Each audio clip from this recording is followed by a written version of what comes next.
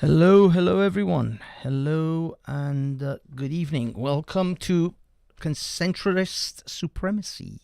I'm your host, Banksy Style, and your co-host is here with us, Pavlov from the Pavlovian Response. Pavlov, do you want to say hello to the kids? Hello, guys. I am your host, Pavlovian Response, and your co-host is Banksy Style. Yay! Yo! Wasteman style. We're we're co-hosting each other. We're co-hosting each other. Yes. um. So how's it going, Pavlov? How has things been? You've been up to a few things recently. I believe you were out and about last night as well, weren't you? You were being a naughty boy. What did you do, naughty boy? Do tell. Was disobeying the law big time, you know. Yeah, I noticed. So what did you get up to? I mean, there was yesterday. For anybody who doesn't know, there was a protest in Trafalgar Square against the lockdown, and it did not go as the protest against France or the BLM protests or the Antifa protests. It did not go anything like that because obviously the police had to start hounding us and trying to send us home. And the police, every new protest that we get, the police gets more and more physical. Like the police gets more and more aggressive with us. Yeah. Was not nice. Like started killing us. They started rushing in, taking the speakers out of the crowd, and then they just left with the speakers, with them arrested. It was not nice. Wow. So they started to, they really started to come down on all the protesters. Yep. As in they're basically. Oh, there it goes. I was just playing one of the videos that you uploaded from last night's. It is actually available on our site here, so you can So following Pavlovian Response, you would have seen it. There you go. I'm just playing another one for the kids at home, just in case you missed it. There is there is a few there, but let's start before we get too much into this. Let's go to what is probably on everybody's mind, which is the 2020 elections. Now, sorry, I should have done this earlier, and I did not.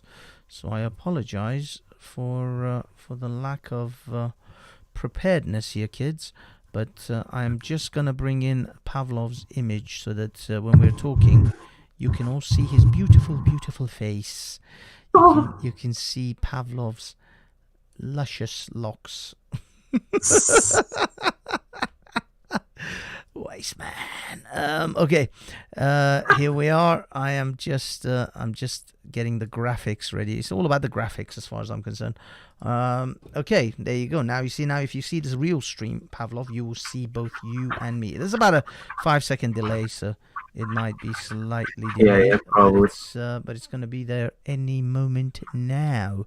So, So yeah, Mr. Pavlov, 2020 election, things are heating up. The heat is on. The heat is on. So what do you think? Well, look, honestly, I thought that it would not be this close. I thought that, okay, Trump knows how to speak to crowds.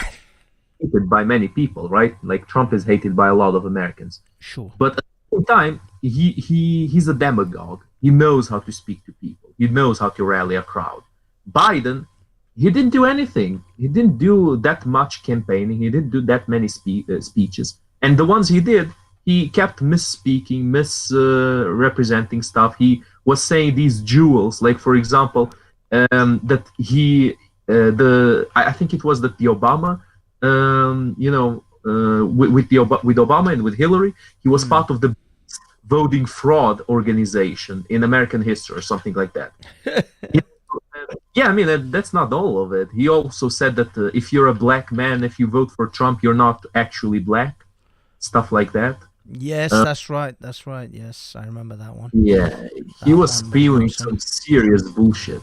But I'm looking at the map right now, and it's surprisingly, even the three states that I previously said that would be with Trump, Pennsylvania, North Carolina, and Georgia. Georgia and Pennsylvania seem to be swinging for Biden. Yeah. Well, this is the thing. I started to look at the map and I started to notice that, yeah, the whole Pennsylvania Georgia thing. Well, the Georgia one is now colored blue, with Both of them, Pennsylvania and Georgia. has Pennsylvania gone blue as well? Yeah, yeah. Ooh, 49.5 for Biden and 49.3 for Trump. that is not good. That is Mm. not good. Okay, I'm gonna. Sorry, I'm just in the middle of changing the little avatar, at least for the stream, because it was still the Paris one or the France one, the Nice. So I'm just No changing it. problem, no problem. Yeah, just so that we have something new. But what was I gonna say? Yeah, let me just, sorry about this. Let me just bring in the map. Pop out the chat. Big up to the chat, everyone in the chat. Big up, big up, big up. We've got a few people in, early birds already. Okay, let me.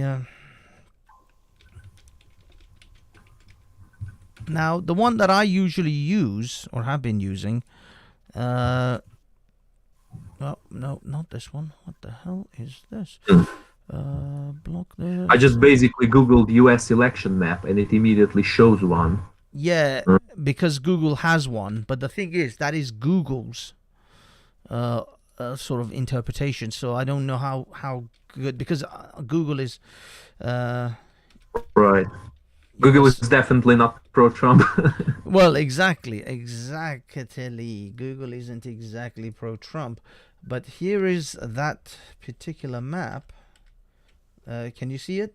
Well, you should be able to see it in the stream, but I mean, In a few seconds. yeah, it will take a little bit, but I mean, it's static anyway, so it doesn't really matter.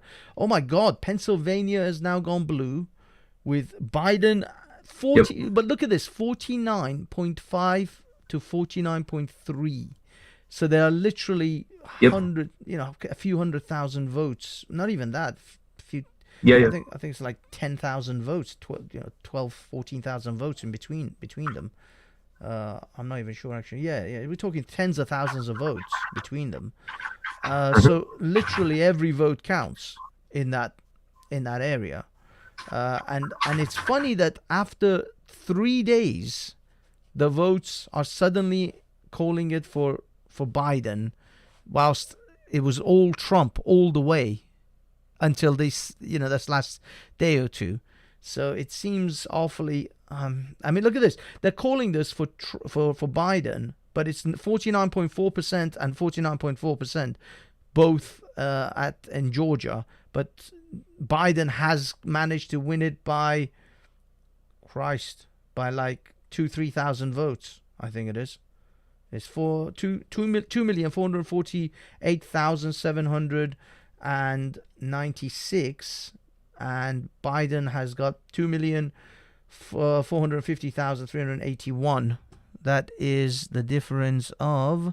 Let me get my calculator, and I will tell you. 2448. 2448. What is it? 2448. 796. 796.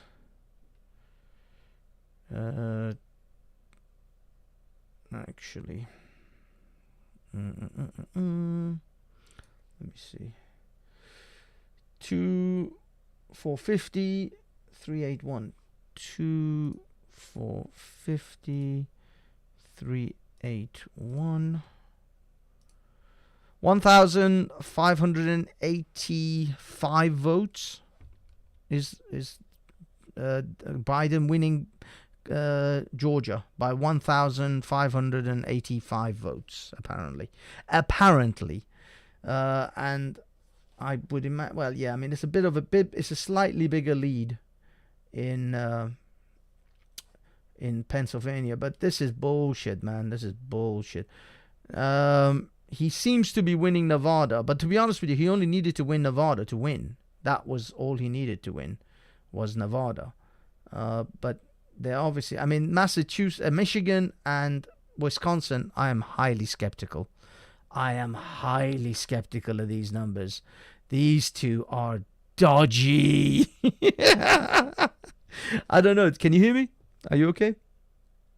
Hello? I can. Oh, okay, No okay, worries. okay, okay. I wasn't sure if you could hear me, but yeah, man, those two look well dodgy. Massachusetts and Wisconsin look well suspect. But okay, fair enough. They've given it to Biden. They said, he's got it. It's 99% reported. But Pennsylvania and Georgia, oh, fuck, they didn't win those. But the thing is, you see, if you look at Massachusetts and Michigan, for example, Michigan and Wisconsin, if you drill down, look at all the red areas. These are all the counties in that Wisconsin, Massachusetts. Apparently, these tiny little areas that Biden has won has managed to give him the lead for them to call Wisconsin for Biden. So apparently, everybody in Wisconsin just lives in these, or the majority of people live in these small areas. Detroit, Flint. By the way, that's the area where the Democratic mayors and all the Democrats managed to get lead into the water and poison them. Flint, Michigan, is where is it? Michigan? Yeah, Flint, Michigan. It's Michigan. Sorry, this is Michigan. I'm pretty sure it is. It is Michigan. Yeah, Michigan, Flint, Michigan. This is Michigan. Wisconsin, again, look at the reds versus the tiny blue areas. And apparently the massive amounts of votes to get Biden the lead came from these tiny areas. So these other portions of Wisconsin, I guess no one fucking lives there. Might be like 4 people that live in those areas. The rest is all blue. God knows, man. But this is very suspect. Very suspect. I mean, it is the theme for the election that the more rural areas usually vote for Trump, and the more cities, mostly in cities, people vote for Biden. Yeah. It seems to me. But at the same time, there's something else that we haven't really discussed in the stream that I did about this, not so long ago, which is maybe public opinion was also swayed partially because of COVID, because of there's this huge misinformation network about COVID, and Biden definitely sided with the whole COVID bad, we need to do hard lockdown kind of idea. And many old people vote for Trump, so maybe they were afraid that Trump wouldn't look after them, so they decided to vote for Biden. Now, this is not discounting the possibility of a fraud; it's definitely still possible, but that's also part of the reason why it might be possible that the votes have swung a bit. You know what I mean? Yeah, I mean that. I don't know. Maybe. I mean, maybe this is fair. Maybe this is all fair and what do you call it?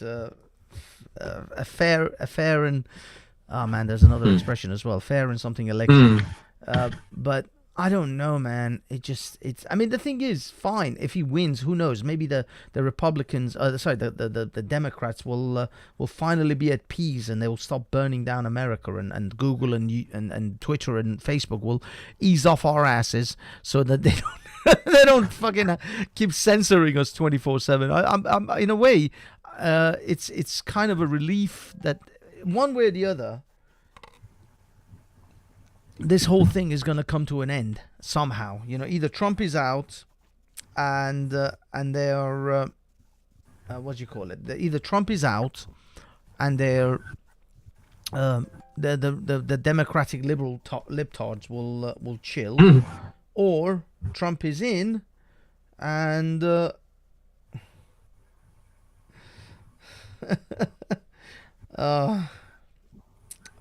yeah, but sorry, I'm on a freaking live stream and just... Another one. Yeah. Sorry, no, another stream. I'm on this stream. I'm doing live, and then I'm getting constant messages. I have to just ignore them. That's what it is. Okay, for the next hour, I am ignoring my phone. Full stop. I see you're looking at your phone though too. I am because I'm Try- looking at this meme and I'm not sure how to actually show it to people. Look, I'll ah, just hold on. Let me just show it to the screen. I'm not sure if I can actually find it. It's like a picture of Trump and Biden both flying. Like Biden is flying with a blue line behind him, a Trump with a red line behind him, and Trump is flying slightly above Biden. And then we get a Super Mario cartoon with the face of Xi Jinping, hitting Biden from behind, and Biden is in a wheelchair, and Biden kind of flies up above Trump. Look. Hold on, maybe you can see this. Oh shit. no. Hold on. Put it back. Uh, Only.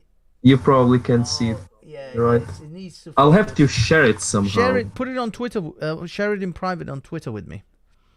Whoops. Jumped that one. Where are we? Okay. Oh, wait a minute. What happened to the StreamYard? Oh, shit. I think I just shut down the StreamYard. Yes, I did. Oh, great. I just kicked off our co-host straight off the goddamn stream.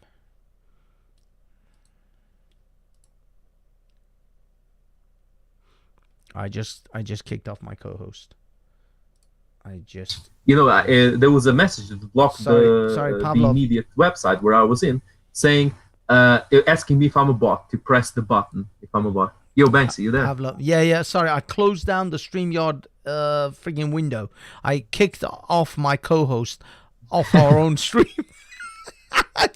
I clicked the damn, because I opened a stupid tab, and then I went to close it, but I closed the whole window instead of the tab. The whole thing. So hold on, did you kick me out or did you kick yourself out? Well, I closed the StreamYard, but the stream is running through my OBS, so the stream will still see me, but it won't see you. So technically, you're the one that's gone from the stream, not me. Oh. But I didn't kick you off the StreamYard because StreamYard was still going. Yeah. I get it. So I had to come back. So luckily, yeah, it all seemed seamless. But you were talking away, and I didn't hear a thing you said. That's okay. That's okay. Waste I was man. mentioning that. Yeah.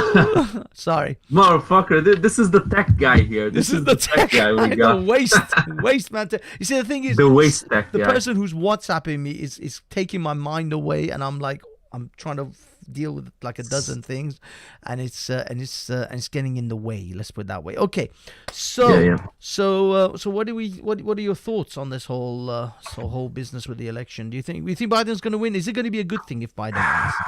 It is not going to be a good thing, and the main reason, there are a few reasons for me, but the main is that Biden sides with very dodgy ideologies. He sides with BLM, he sides with Antifa, he sides with very hard COVID rules. He sides with all of the terrible shit that we got nowadays. Yes. I just do not like it. Like I'm not this big fanboy to Trump or whatever, but simply put, Trump doesn't side. Trump has. I think he has exposed the BLM as a terrorist organization. The Antifa is the same thing. Trump never was with Antifa. Trump was more or less like mid-ground in COVID rules, which, I kind of get his point, because people are afraid. People have been scared shitless with all of this bullshit, this whole misinformation. Sure, yeah. Place.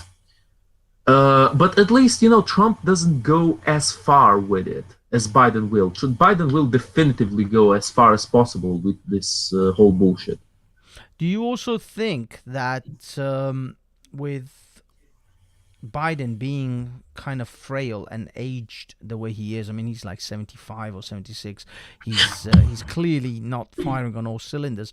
Would you think? Oh, yes. The funny thing was, this reminds me of the George Bush Jr. era, where George Bush, his vice president was Dick Cheney, and everybody knew that George Bush is a lame duck president. It's going to be Dick Cheney that's really going to dictate that presidency. And it really was. It was Dick Cheney's presidency. It might have been George Bush, W. Bush as the president, but Dick Cheney ran that administration because he was incredibly forthcoming, incredibly strong, incredibly, what's it called, dictatorial, effectively. And George W. Bush just sort of went along with whatever Dick Cheney would suggest. So, the Iraq War, all of those things, these were all brainchild of Dick Cheney. George W. Bush wasn't really behind. The lights were on, but Dick Cheney was the one behind the wheel. So that's how I saw it. But with this Biden situation, I suspect it's going to be Kamala Harris. And not even just the Kamala Harris on her own, but those incredibly neoliberal sort of, what they call neo-leftists of the Democratic Party who are going to, set the agenda. Neo-Marxists. Neo-Marxists, yeah, effectively the neo-Marxists, the Ocasio-Cortez, what they call, TYT calls them the Justice Democrats, basically communists. In disguise. I'm literally a communist. Yeah. Remember? Ash Sarkar kind of type. That's the one, man. That's exactly it. That's exactly my worry about this is that, Biden is kind of a lame duck president. Kamala Harris is the one that's going to push, this actually do most of the work, and the Justice Democrats, the literal communists, or the ones who call themselves social democrats, some bollocks name like that, they're the ones who are really going to set all these agendas. So there's going to be a ton of agendas when it comes to like BLM style stuff. It's going to be a ton of stuff when it comes to this, transgender sort of agenda. There's going to be, trans fucking testicles, story time reading. Oh no! I know that one's not gonna go well. That one is not gonna go well on YouTube. I'm sorry, it just came out. I couldn't think of anything. That's okay. I gotta be more censored. But yeah, it's gonna be like what's it called? I was thinking of a drag queen story time is what I was thinking. Yeah. I was trying to come up with. I got what you meant. No, but that's what happened, man. That's the story. That's the story of a drag queen who went to read the stories for kids, and then the guy opened his legs and showed his balls to the kids. It was a whole scandal about it. Yeah. But these days, people don't really speak about it. When I say, "Oh, the whole agenda, it excuses bullshit like pedophilia," they say, "Oh no, that's conspiracy theory." Yeah, no, it's not really. Yeah, no. This is not a conspiracy. This is gonna become a major. I think the next 4 years, especially because what I'm hearing, even though originally I thought that the Republicans were gonna retain the Senate. It appeared that the Republicans were gonna carry on holding the Senate. It would be Biden presidency, the House of Congress would be the Democrats as well, whilst whilst the Senate would still be held by Republicans. But it looks like the Republicans may actually even lose the Senate. So that means he will have, at the minimum, 2 years of just absolute sail through anything he wants. He'll control. The Democrats will have hegemony over in the entire United States. Senate, House of Representatives, and presidency. Now, that's going to be some interesting shit. That's going to be that one. That's going to be some serious. I mean, we're talking 2 years of just social justice style, laws being passed left, right, and center. America will become like Canada within 2 years. I'm not joking, man.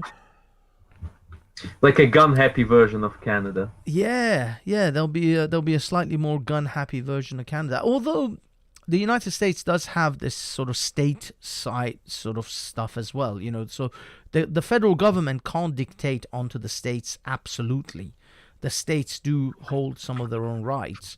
So if you're living in a Republican state, you might still be okay.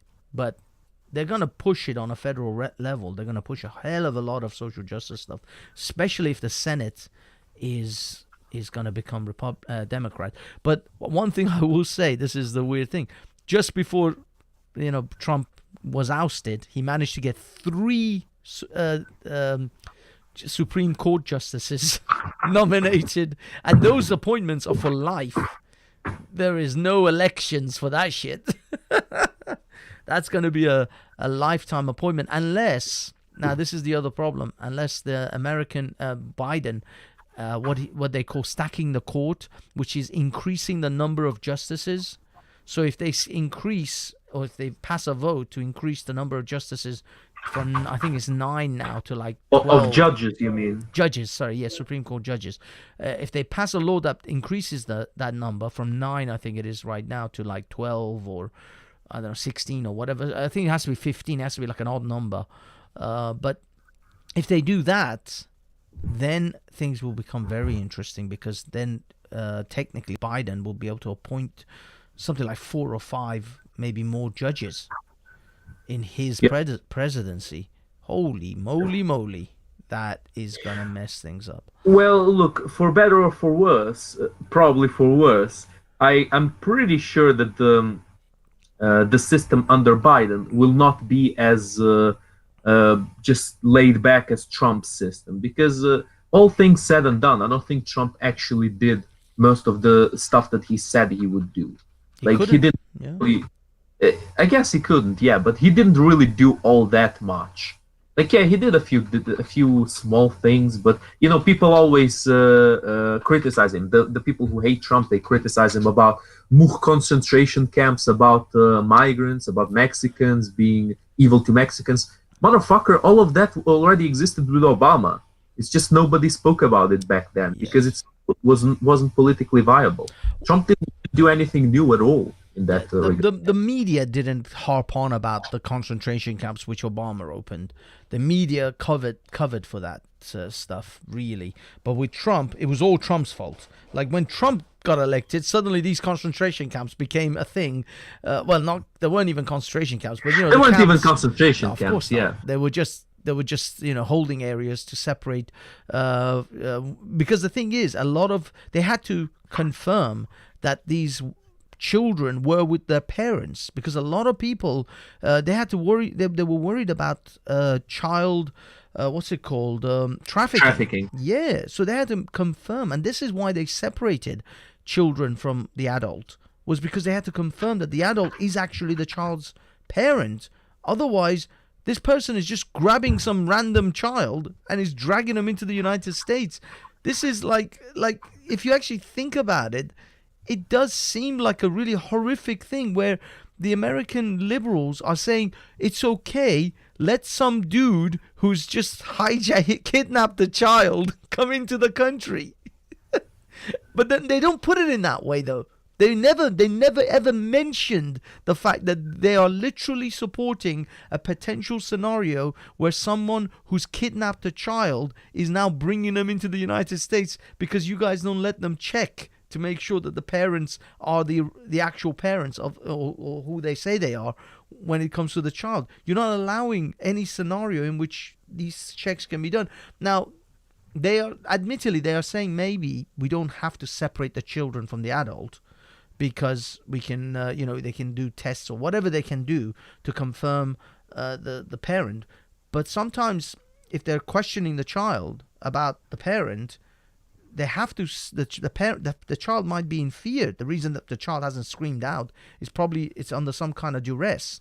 So how can you prove that this child isn't under duress when they're answering these questions, where they feel that they can't tell the truth because the parent, the guy who's kidnapped them, is going to kill them, or is going to kill their parents? Or you know what I mean? There's some scenario in which the child doesn't feel that they can tell the truth, so they just simply don't say anything. I don't know.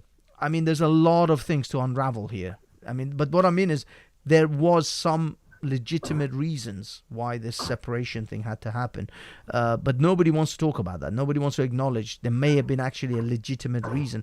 It's all about feels. It's all about my feels over, facts over feels. Yeah, and speaking of feels, that's the next thing that we're about to talk about, the knife attack in Nice. Yes. Okay. So, actually, tell me about. Are you talking about the ones that happened in the church last Thursday, or is there another one that just recently happened? I mean, the three victims. Yes, the three victims the ones that happened last week. Hmm. Yes. Okay. Go. What do you think? And where do you wanna? I'm gonna try and. Insane shit, man! Insane shit. I'm looking at the. I mean, I'm rewinding a bit with one of the articles on it right now. It says Yeah. that the BBC article. It says that two people died inside the church. One 60-year-old woman who was virtually beheaded, and a 55-year-old man whose throat was cut. And then there was another woman, aged 44, that managed to flee into the nearby cafe after being stabbed several times, but then she died later on. Yes. Yeah. Yeah. I mean, the funny thing is, these were the victims that actually Hatun posted their images, or brought their images up on On Sunday. Sunday. Now, the problem is I don't know whether we can actually show the. I mean, I'm just showing like a picture as a reference for everyone. I don't know whether I can actually show the pictures of the victims. If YouTube will condemn us or will censor us for it. I'm a bit. This is my problem. I don't know what I can show and what I can't show. This is the weird thing. You can't even show things on YouTube that you can show on regular news anymore. Like Yeah. regular news outlets would allow you to have the pictures of the victims, all of that stuff. But I'm not sure whether I can even do that when it comes to YouTube anymore, because it's one rule for thee and one rule for me. So I don't know what I can get away with. All I'm saying is this is the Mail Online, and this is some of the pictures of one of the victims. These are some of the. This is the lady that was almost beheaded. This black lady, right? Sorry, I gotta, I guess, share my screen with you a little bit better so we can talk in real time. Yeah. Because it's ridiculous you having to wait. Okay. Okay, now you can see in real time. What There you I'm go. saying, I so at see. least I see. we can work with that a little bit more. This is the one who was virtually beheaded, or was this the one who fled into the cafe? I think she was the one that was virtually beheaded. Right. Because I'm pretty sure. Actually, I don't know 100% for sure. Simone Barroto, Sylvia, 44, old Brazilian-born mother of three, one of the victims of the attack on a church in Nice on Thursday. A former samba dancer. This is the one that fled into the cafe. If she's 44, then this is the one that fled. It's the 60-year-old that was virtually beheaded. Yeah. Yeah, she's the one. Yes, that managed to fly, but she died later on. But so the one that died. Okay, no, this was the gentleman. So it was this lady up here, the first one. Is that the perpetrator, the guy? Actually, I don't know. But this is the 60-year-old lady. Yeah, this looks like the 60-year-old lady. So she was the one that was almost beheaded. Seems so. She was the one that fled but died later. Yeah. And it looks like a mugshot for the guy. Down. Yeah, that's the one. Is that killed, or is this the Nice killer? terrorists? Yeah. It's the killer. Okay. Brahim. Something. Yeah, he looks too young to be of age to be the victim, because it was a 55-year-old guy. Yeah, the guy's picture that. Actually, whoa. This is the killer. Yeah, he got shot. I gotta skip, because I don't think we can show that, to be perfectly honest with you. Yeah. Don't show it. Yeah, whether we can show that, but it doesn't seem to have a picture of the guy. Forget about it. That's fine. The third person. But what I wanted to note, and this is something I mentioned in Speaker's Corner as well, where are the Black Lives Matter protesters? Is she not black enough? This black life doesn't matter? Or is it because she wasn't killed by a police officer? I bet if she was killed by a police officer, there'll be a horde of... Can you imagine if this lady was shot by a police officer? instead of this terrorist. Can you imagine the scenes? What these Black Lives Matter types would do if she wasn't shot by what's it called? If she wasn't if it wasn't an Islamic terrorist that did this. It was just a French police officer. This is the hypocrisy of this whole thing. Like, most people in my position, even, by the way, do you know who I actually saw highlight this and say, where's Black Lives Matter? It was Sarah Garvey. Sarah Garvey from Speaker's Corner. Yeah, I know. He was the one who actually highlighted in a tweet. Where's Black Lives Matter when it comes to this lady? How come there's no Black Lives Matter protesters complaining about this black woman being killed by a Middle Eastern, if you like, terrorist, but certainly Caucasian looking Muslim? He's like mixed race. Yeah, he looks mixed race. But you know what I mean? By this man in France. I guess that doesn't mean shit. The Black Lives Matter only matters when it's a white police officer killing black people. This is the typical bullshit that most people have come to realize and come to acknowledge, is that this Black Lives Matter and all of these protester types, they only really give a crap when the perpetrator is white. They don't give a shit if the perpetrator is black. It's what's it called? If it's black, if it's Middle Eastern, religious, any minority group, they don't care. If it's a minority can go and kill black people without any problems, and there's no Black Lives Matter protest. But a white person killing a black person, now that's the one. And I bet you any money, even if it's a white civilian killing a white person, if it's white civilian that has killed a white person, the Black Lives Matter would have been all over this. It just happens to be a Muslim attack on Christians. They don't give a shit. That's just another, chalk it down to another terrorist. So this is why I'm a bit skeptical, shall we say, about these people. Was there anything else that you wanted to talk about? And do you want to go back to the London lockdown situation again? Discuss that a little bit. No, I mean, we already discussed the Nice attack that happened a bit previously, but what do you think about the more recent one? How do you mean? These three, or apart from these three? Yes, you said that there was something else besides. No. I thought there was. I thought maybe you had another Nice attack. Right. If you were talking about this three, then yeah, we're both on the same page. Yeah, nice. We're both talking about the same person. The only attack. Yeah, I think that's the most recent attack in France. I don't think. Let me see. No, I don't think there's anything. It's just you surprised me when you said the most recent one, the other one. I thought to myself, "Whoa, shit! Is there another one?" Yeah. No, I thought maybe there was. You were talking about something more recent than the last Thursday one. No, the last Thursday one is it now? There is actually. What am I talking about? No, there is a more recent one. Vienna. There was the attack in Vienna. Oh yeah, but I thought you mentioned there was another one in Nice. Yeah, no, not in Nice, but certainly there's one in Vienna that we can actually we can go over on that one. Now, if you, I'm just going to give it a second. If you can see the live stream, it should show up on that. The problem is if I share my screen with you, it'll mess up my graphics of you and me being on the screen at the same time. And that's I can read what's written on the picture with Ronaldinho. It says beijão do Ronaldinho para Simone. It means a big kiss from Ronaldinho to Simone.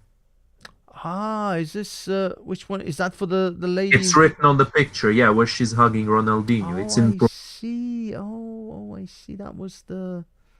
That was Yeah. that image. Oh wow, that's incredible. I had no idea. So Ronaldinho actually, of course, she's Brazilian. So Yeah, yeah, yeah. yeah. No, the one I'm showing in the mainstream now should be the one Vienna attack. Terrorism has been Hold on. resurgent in France for the past few weeks. Now it is spreading. Apparently, yeah, that should be on the mainstream now. Yeah, attack terrorism. Yeah, I see it now. I see it now. It was a bit. It Delayed. took a bit of a time. Yeah. I know, I Was know. Unfortunately, we have a little bit of a delay in our stream now. I don't know whether it's my computer or something else that's at play, but at the moment, yeah, I'm trying to like play everything at once. I'm trying to do a lot of things at once. I'll be honest. So, what do you think? Any thoughts on the Vienna thing? And the funny thing is, this is something I don't get. What has Austria done to deserve a terrorist attack now? Why is Austria having to deal with terrorist attacks? I mean, there's nothing. They weren't involved in anything. I don't know. I have no idea. They haven't. I mean, they weren't. They had nothing to do with the Charlie Hebdo. In fact, Austria is a bit of a cuckold when it comes to these things, anyway. Because in Austria, they prosecuted a woman for saying that Muhammad was a child molester. They actually prosecuted her, and they took her, and she Goddamn. went. Yeah, and she went to the what's it called? She went to the Supreme Court, the European Supreme Court, to sort of overturn the judgment in Austria, and the European Supreme Court upheld the Austrian verdict that she had insulted Muslims by her statement. I don't know how she did it though, because there's loads of people calling Muhammad a pedophile in Speaker's Corner in online. I think it was some kind of, I don't know how she did it. It was some sort of an article or something. She wrote a book or something that put her outside the law, because in Austria they literally have, you can't like write books. It's illegal to publish material that, for example, denies the Holocaust. If you publish anything that denies the Holocaust in Austria, it's illegal. You go to jail for it. There are people who wrote books and stuff questioning the Holocaust. They've been put to jail. They were all sorts of shit. So yeah, it is literally illegal to question the Holocaust. So I know that. I don't know about buying and selling my Kampf, because I know you can buy my Kampf, from what I understand, from Amazon. It's not illegal Right. to buy it, but I don't know how it is in Austria. Like, can you buy it? Can you read it? Can you distribute its information? I'm not sure. I'll be honest, I've never really sat and read it though. Have you ever had any interest in that? I mean, As a white, blonde-haired, blue-eyed Yeah. person, how would you like to answer this question? oh boy, we're going here. Okay, no problem. Every way you answer this Here question, then. Pavlov, it'll be wrong. You know that, right? No, I tell you, I'll be honest with you. When I was a bit younger, I thought to myself, well, Hitler was a pretty good, spokesperson. He did speeches pretty well. He knew how to do speech. That should mean that his book should at least be interesting to read, right? But then when I started talking to ethnats and to their ideology and to how their arguments are, there's really not that much interest in it. It's just the same bullshit over and over and over again. Much race, much race, much race, much race, much race. Why did this civilization succeed and this fail? Much race. They don't care about the rules, the laws, the circumstances. Policies. Exactly. It's all much race. Well, I'm sorry, but much race doesn't just work with everything. Like, for example, these days, Europe is being completely cuckolded by these ideologies. Where's much race now? Where the fuck is much race? Why is much race not helping the Europeans now? Well, because maybe it's not just much race. Maybe there's a lot more to it. Maybe maybe nurture beats nature, especially with humans. And I honestly, personally, I believe that nurture with humans always wins above nature, because nurture can shape nature now, when previously, before humanity, it was all the way around. Like, nurture was practically non-existent. It was all about nature. But Yeah. now it's so different. It is so different. And these don't realize it. This is the thing. Let me just finish the argument. So that's why honestly I'm not even that interested anymore in reading Mein Kampf. It just sounds to me like it's going to be all around Mukhreis, Mukhreis, Mukhreis, Mukhreis, Mukhreis, Mukhreis, Mukhreis. It's just boring, man. It's just not that interesting. Yeah, I mean, this is the funny part of the ethnat argument about race and genetics, is that once, I mean, right now we're at the cusp of tampering and manipulating genetics. Within animals, within fruit, we're at the cusp of, we're doing some of those initial work. We're introducing friggin' I don't know, certain fish DNA into tomatoes to stop them from freezing because the fish has antifreeze in it. Now, this is only set to grow. I mean, as long as we, again, I always caveat everything with, as long as we don't have some kind of apocalyptic event in which the world goes backwards 1,000 years and we all end up in medieval era. As long as we keep progressing forward as we are with technology and the world as it is, we will master genetics. It's only inevitable. We will master genetics. We will master human genome, and we will be able to add and take away gene sequences like we would add and take away your lettuce from a Big Mac. I'm sorry, I can't think of any other example at the moment. Absolutely. I mean, look, Banks, it goes from very simple things, like, for example, humans being more resistant to diseases, to very complex and extreme things, like humans becoming immortal.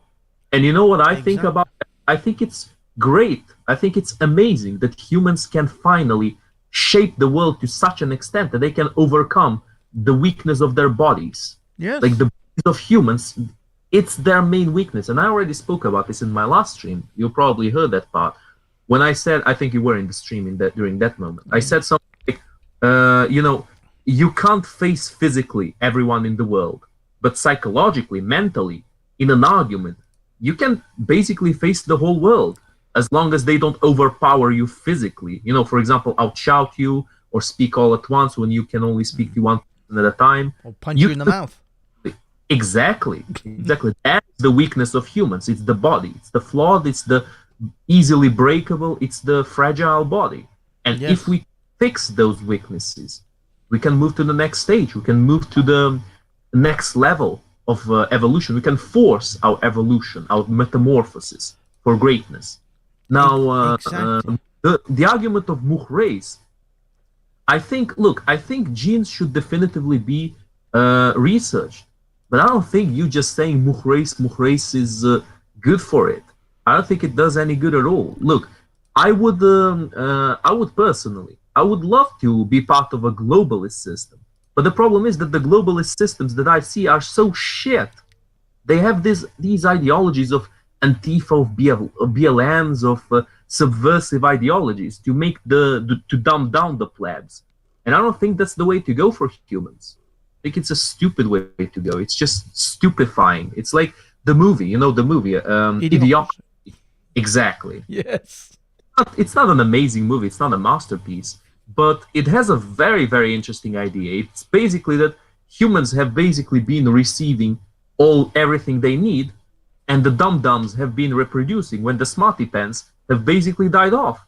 And eventually all humans have is low IQ idiots all around the place, and we are basically living on the remnants of how humanity used to be. Now, I don't think it's feasible for humans to go that way, because once again, humans were not always intelligent.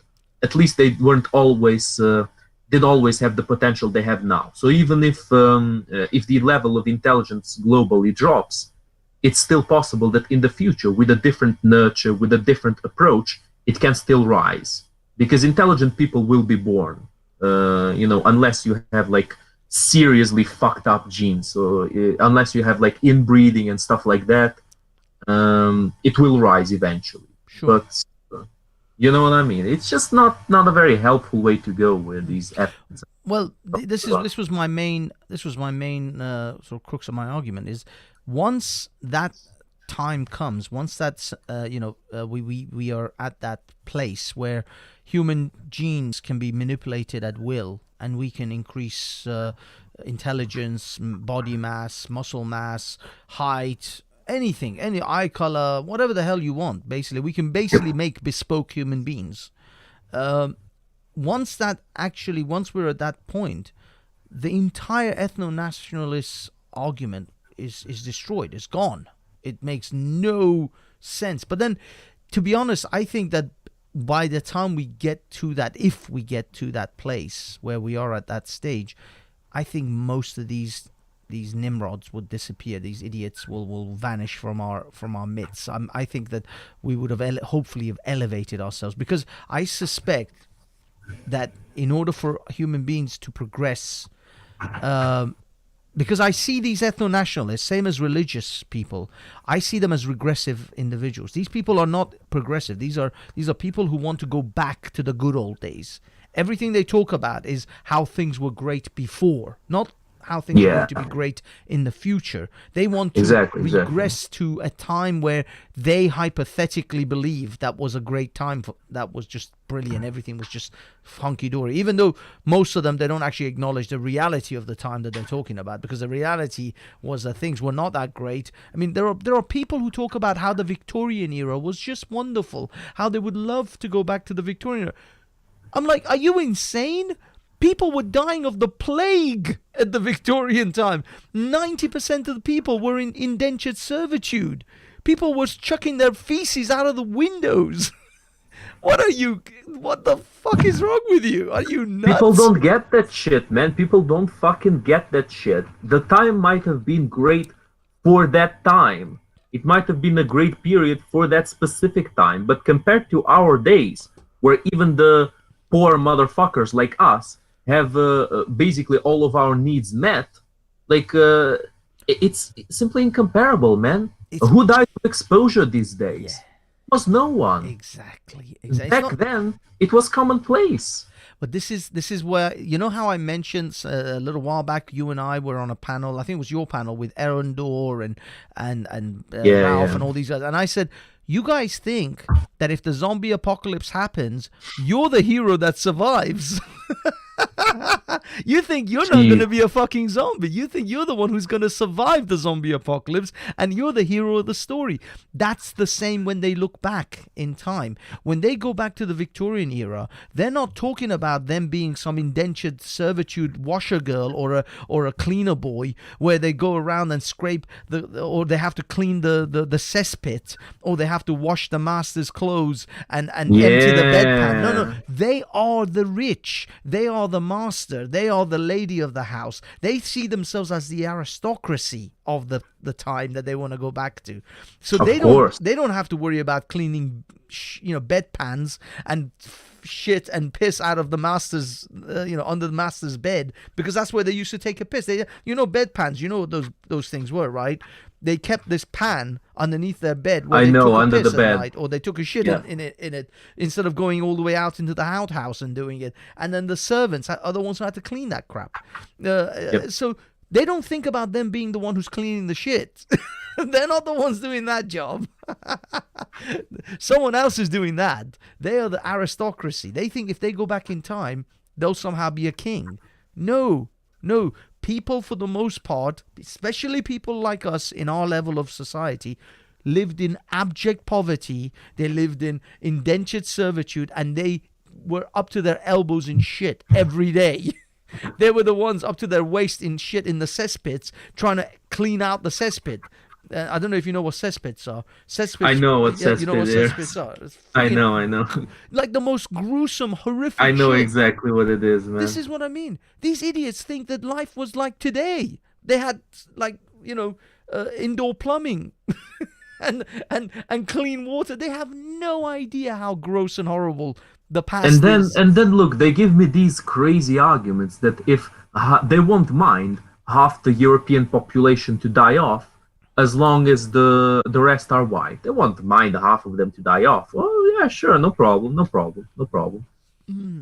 It's like, dude, it's comparable to the Thanos argument of I'm going to kill half of all the living beings in the universe, and the other half are going to prosper. No, motherfucker, it doesn't mean they're gonna prosper just because you kill half of them. Like, are humans gonna eat dirt? Are they gonna chew on rocks? Are they gonna fucking drink polluted water. No, humans create their resources. Humans need to work together. They need lots of people to actually get to the level where we are now. If you just kill people left, right, and center, it's not gonna fix shit, man. It's a matter of Exactly. organization, not a matter of extermination. That's what they don't understand. The thing is, yeah, I mean, this is the problem. I mean, don't get me wrong, that we are heavily overpopulating this planet. I mean, human beings have proven to be incredibly successful at the task of survival and reproduction. We can't deny that we are, without a shadow of a doubt, the most successful animal on this planet Of when it course, comes but to it that. depends on the area where we are. Not all areas are overpopulated. You know That's what I mean? true. That's true. But even the places, especially like in the third world, where they have very little resources, they are still producing vast amounts of children. I mean, this is the part Yeah. that I don't understand, is that places like India, who has a massive under excuse me, who has a massive underclass, who has a massive poverty level, people in abject poverty, and yet they're reproducing like it's going out of business. They have over 1 billion people. And China has the same problem, except China is solving it with the whole one child per family. They are a dictatorial system, so they are controlling it massively. But India is a democracy, or be it a very fledgling sort of failed democracy, but it is a democracy. So they can't do the same things as China does. They can't No, be man, as don't talk dictatorial. shit about India, man. India is gonna be superpower by 2020. Yeah, Remember yeah, him? but the number of people, I'm talking about the number of people that they have to manage, the logistics of managing these No, man. That people. hold on, Banksy. That's a joke, man. Oh, it's no, it's what Indians used to say before. Superpower by 2020. yeah, And well, when it don't get comes me and nothing really changes. yeah, don't get me wrong. They are growing. They are rapidly growing, and they've only been independent for like 70 years since Mm. the whole business of the British Empire and stuff. So for a country that has gained its independence in such a short amount of time, they've done a lot. They've made massive progress, and I can only imagine within 100 150 years where India could possibly be at this level of progression. But I think maybe there is a point in which they will have to deal with the poverty and the numbers of people, and once they start to deal with that, that will stifle some of their expansion, their growth, because they have to deal with the people. Eventually, they have to somehow deal with the logistics of looking after all these people. I don't know. I mean, but India, for what for where they were and where they are now, compared to a lot of countries who gained their independence around the same time as India, especially sub-Saharan African nations, and look at Algeria, look at Morocco, these places, they are nowhere near where India is. And these guys all got their independence in that sort of roughly around the same sort of time. Yeah. So I would say, you know, we'll have to wait and see. Basically, let's see, watch that space kind of thing. But either Yeah. way, India is gonna.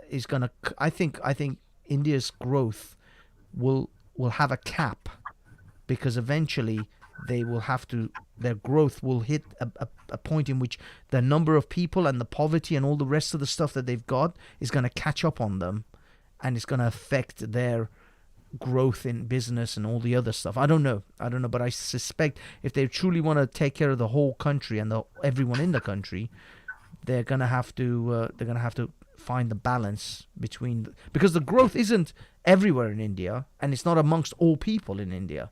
It's a small group of wealthy and sort of rich cities and rich people, and then the massive gap between them and the poverty. They have to increase their middle class. Now, this is where China is actually doing a very different thing to India. China has a very strong middle class that is growing, that is very stable compared to India. And that's where I think China will be more successful than India, is because they are establishing their middle class. Of course, that's going to interfere with their dictatorial, though. I don't know. I mean, China is a fucking China is going to be more successful than everyone because China is forcing their own people for success. They yeah. don't care how many casualties they get. They don't care how much bloodshed, how much suffering they provoke. They don't give a shit. It No. doesn't matter to them. They're just gonna strive for success, and they're gonna hit the West and all their enemies where it hurts. And Mm. that's where the West is failing. I Yeah. personally think that this is mainly Chinese subversion into the West. They want to subvert it, and they will subvert it because the West is not learning with time. It's not evolving. It's devolving. Instead of better ideas, of better ways of tackling this subversion, we get all of these perpetually triggered groups, which are exactly a result of that subversion. But yeah, let's not Yeah. Yeah, this much is about it's going to be China. interesting. It's going to be very interesting to see. Have you ever seen a film called Looper? Uh, Loop it with Looper. Bruce Willis, where Yes, he goes to the past. yes, yes. But I have an idea of it, and he has to kill himself, right? well, yeah, he's almost a time assassin, where he's got to deal with a mafia group in the future, in which they send people from the future to the past so that he can assassinate them. But then the people in the future will not be caught or will not be done for killing because for murder because this person isn't actually in the future. So he just disappears effectively. But anyway, the interesting thing about that, for me anyway, was the guy, Bruce Willis's character, as a young person. He's the one who's doing all the assassinations and making all the money. He says he wants to go to Paris once he gets enough money, and they pay him in like silver bullions, or what are they called? You know, those silver blocks. And eventually, I think the final payment is in gold, and he gets like this bonus payment. But he says he wants to go to Paris once he makes enough money. The guy who's the agent from the future mafia group, who's been sent into the past to run the operations, he says to him, "Don't go to Europe. Do not go to Europe. Go to China." Why? Because in the future, Europe becomes a shithole. It becomes god awful. And it's actually Southeast Asia that prospers, and it's kind of like the Europe of the future, effectively. Europe now of the future. So he tells him, don't go to Europe. Because he's got this dream. He wants to be in Paris. He wants to be in Europe. Because he's thinking of Europe of now. But actually, by the time he actually makes his money, and he, actually ends up going to Europe, Europe is god awful. It's gone downhill. So it's actually China. I think he does. He does end up in China or in Hong Kong or somewhere. So this is kind of like a, I don't know, foreshadowing. Maybe some of these people know something that we don't. But I'll be absolutely honest with you. At the rate Europe is going with the social justice stuff, with the pandering to Islam and the Yeah, I mean, migration. Paris is already a shithole. Paris is Yeah. a shithole. My father worked there, 2 years ago. He worked, and that was 2 years ago, mind you. So now it's probably even worse than that. And he told me that there are so many beggars everywhere. Everywhere that stopped, there were beggars. Paris just looks like a shithole. He told me, it just looks like shit. Looks horrible. Yeah, this is actually the. I mean, I don't know if you've noticed. I certainly have every time I've been in central London. I think it was either your video or I Hate It Here Simon's video, who had literally rows of people in tents underneath a building, a shopping sort of center or some building that had pillars, and in between each pillar there was a tent, and that's in London. And by the way, this is not new. I actually did a new. I came out because I had in 2018, I think it was. Yeah, it was the Christmas of 2018. I went to my company's Christmas party. It was in central London, and I came out at about 2-3 in the morning. I was pissed. I was hammered, and it was freezing cold. It was December, and I came out looking for a cab, which was impossible to find. Eventually, I ended up on a bus, but as I was walking around central London, Trafalgar Square, all that area, Piccadilly, there were just tents just rows of people in tents in the middle of winter. This wasn't like some summer thing, because I'm used to seeing homeless people in the summertime. They double in numbers because summertime tourists come to London. It's a lot of money going around, and tourists are very generous in giving to the homeless, to beggars.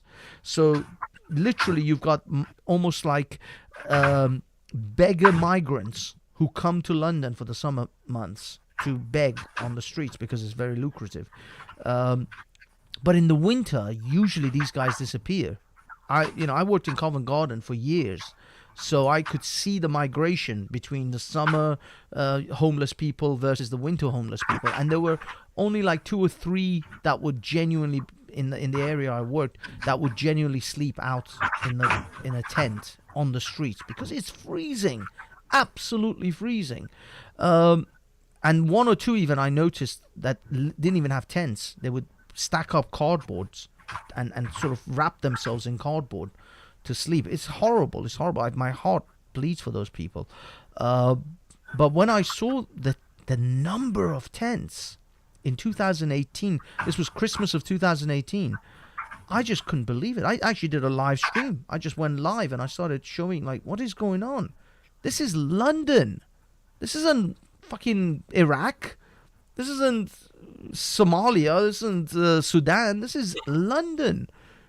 What the hell is going on? Why are so many people homeless and sleeping in tents in December? Not in June, July, not in August. This isn't summertime. They're not here as tourist beggars. These guys are like this. They don't have a place to go. They just have no. Because I'll be honest, I became very skeptical of homeless people when I worked as a minicab driver back in the early 2000s. I used to finish work around 8 in the morning. I used to go home. This was on a Friday night or a Saturday night, and I used to see these beggars in the streets all night as I was working, as I was coming and going from my office. But then around 7 o'clock, I used to see these same beggars roll up their sleeping bag, stick it behind some place where they hide it, and then go home. They used to go home, then come back the next night, get the sleeping bag, and pretend that they're homeless. So goddamn, it was. I became very, very skeptical and very sort of cold towards homeless. Where was that? Where was that again? This was This was Soho, because I worked as a minicab driver in Soho. This was Soho of around 2001, 2002. So I used to see beggars all the time wrap up their sleeping bag and chip home for the night. They used to then come back. They always had like these tattered clothes and sleeping bag with holes in it and all sorts of, like, looked like shit basically. And this was their work clothes, effectively. This was their job. And don't get me wrong, these guys make good money. My brother worked in Soho back in the same sort of period, 2000, 2001, 2000. And he worked in a shop that sold vodkas and whiskeys and stuff like that. It was a very well-known, it's actually a very well-known place in Soho. He used to work for, I think, about 20 to 30 pound a night. There was a homeless guy who used to sit outside of his shop. He used to just sit outside on the street of the shop he worked in. Yeah. The guy used to come in at least 4 to 5 times a night to change a whole bunch of like coins for notes, and for £10. It was always like £10. As soon as he reached £10 of coins, he would come into the shop, he'd give the coins, and he'd take a £10 note. Yeah, so people wouldn't see how many coins he has. Exactly. And my brother says, this guy earns at least 50 to 60 pounds a night. I'm working in this shop for £20 a night. 20 or 30 pound a night. Is it? That's very little, actually. Are you for real? 20 pounds a night. That's very little. No, it's fuck all. God damn. It's fuck all. I mean, this is 2000. We're talking 2000. He was a young man. Oh. And they just paid him like 20, 30 pounds. But I mean, the place wasn't like crazy busy. It's a wine, vodka. I mean, they sold mostly very exclusive cognacs, cigars. Right. Famous people used to come in, like Jonathan Ross came in, and people from TV and movies and stuff had come in, during the time he worked there.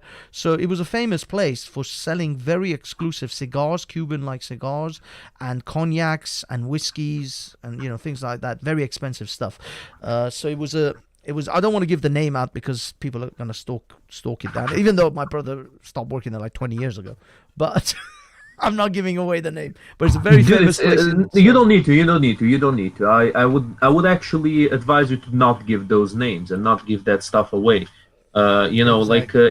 stream the other day, someone was asking Omar, um, what's his involvement with the NHS, because he said he has some involvement, and he said he doesn't want to talk about it. And somebody, I don't remember who, was like insisting on it, and I said, no, no, no, guys, don't ask that, because that's gonna fuck him up real bad. Of course. Like, NHS is gonna hound him, they're gonna ostracize him, they're gonna fucking fire him and destroy him completely. Yeah, yeah.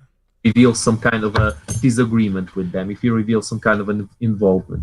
So What was he saying about the energy? Was he I don't like talking about remember. the I don't remember. He lockdown was or? yeah. We were talking about the lockdown, and in Yeah, he had yeah, the opinion. He was kind of agreeing with it, which, whatever. People have the right to have their opinion, but at this point, it's getting more and more dangerous to still believe in this bullshit, because more and yeah, more are being taken from us. Like, look at this from this perspective. We can no longer protest because we get rounded up, arrested, pushed away, get hounded in the protests. We cannot post anything on any popular social media because it gets censored, because it's supposedly fake news, like it's fake information branded by them.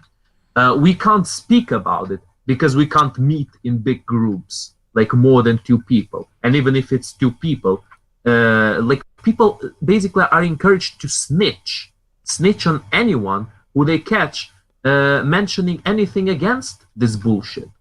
And yeah, I posted a video about a son snitching on his mom on my YouTube channel. It's called literally "Son Snitches on His Mom About COVID."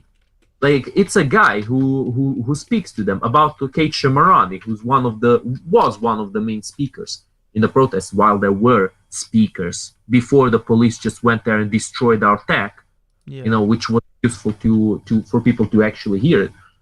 The police just went there and fucking destroyed it, man. They vandalized it, so we wouldn't be able to speak, because they know we don't have that much funding. They know that we don't have that much money. yeah, Uh, the guy just said so much shit about his mom. It's just unbelievable. He said she was insecure. He said she loved to be the center of attention and she needed that to feel better about herself. He said that she was a conspiracy theorist. He said that she was meddling with far-right people, and that the protests had lots of far-right people there. It's just unbelievable, man. It's like in the fucking Soviet Union, when kids snitch on their parents because they said some small critique about the leader. Unbelievable bullshit, man. And it goes on. It's becoming normal now. yeah. This is the thing. This is what I've been saying from day one. Is when they try to lock you down, when they're gonna go for getting you used to, this expression, the new normal, was coming out all the Yeah, yeah, fucking yeah. time. You would hear it all the time. Oh, this is the new normal. This is the new normal. New normal. New normal. Why did that expression suddenly like break out? Suddenly become such a, because they wanted to immediately put it into your mind that this is going to be your life. This is how we're going to Yeah. start doing this. Get used to this. That was like an immediate, for me, that was just like red flags all the way. When I heard Yep. that shit, I was like, oh shit. Because I've heard this I've seen and heard similar things in Iran. And to me, that scares the living crap out of me. Any sort of scenario like this, because when it comes to the mask thing, for example, the mask thing is exactly how they did it in Iran. It's almost like verbatim the way they started with, oh no, you With don't the have to wear, hijabs. yeah, you don't need to wear a mask. Oh, it's fine. You can not wear a mask outside in the streets, but if you walk into any shop, you have to wear a mask. And now, Not in Spain, not in Spain, not in many countries. Like in Spain, if they catch you without a mask on the streets, they fine you and they jail you. I have some friends who live in Spain. That's what they tell me all the time. You cannot go without a mask to Spain, in Spain, man. So it all depends on the country, really. Some yes. countries are even worse than it is here. Well, no, but Like, that's what I mean. insane shit. But this is the thing. They are further. No, it's not that some countries are worse than here. They are just further along than here. Well, exactly. That's why it's worse. Yeah. They're further down this path. Yeah. But what I can see is this country will go down the same path. I honestly don't think It this would country is seem. exempt from it. This is the thing. People think that, Spain is terrible. You can't walk down the streets without a mask. Wait till they bring it over here. They already have to some Oh yeah. extent. Because right now you can't even protest the the lockdowns. So technically you shouldn't even be out in the streets. They don't even want you out in the streets. So they've already kind of started by restricting your ability to be out in the street. Eventually they will, lock down. I mean, I'm not kidding. I was looking on Amazon for a full head covering what's it called, hazmat suit. Well, it's not a full hazmat, but it is like a helmet. You just pull it over. It's got a plastic thing in front of you. Because these masks, they're beginning to really annoy my nose. Like suddenly today, I went shopping. I came back, and I sneezed for like 3 minutes non-stop. It was just I just couldn't stop sneezing. For some weird reason I couldn't stop sneezing, and I was keep squeezing my nose because somehow something irritated my sinus. And it wasn't a cold. It's not like I have a cold. I don't feel ill. I just had some irritation, and it just kept making me sneeze. And these masks are beginning to, I was okay with it for a long time. I was like, cool, it's fine. But now they're beginning to piss me off.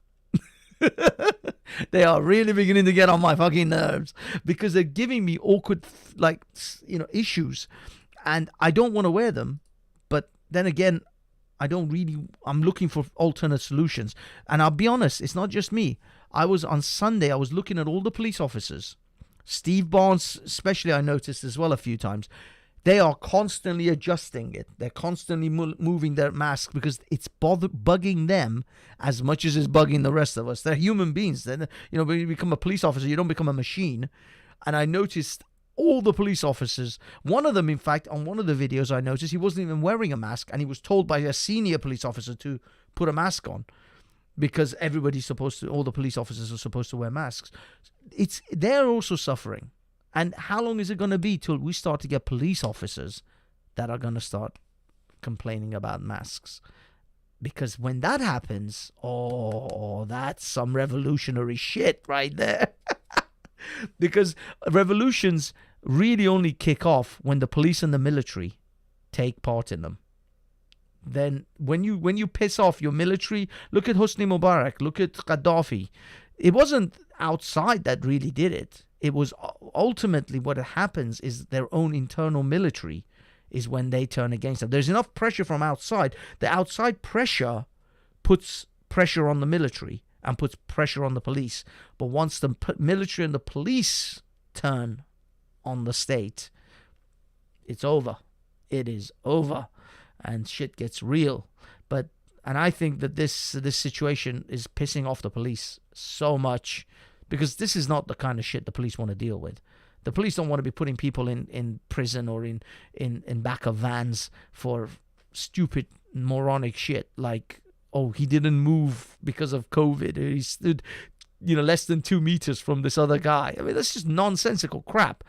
The police, you do realize murderers and thieves haven't stopped being murderers and thieves. They're still doing that shit. Let me tell you a funny story from the protest yesterday. So I was with a friend of mine. I was basically checking out what was going on. The police hounding everybody else. We were standing a distance from it. That's basically why I didn't get arrested, because I already know how the police does these things, and I know how to avoid their maneuvers at this point.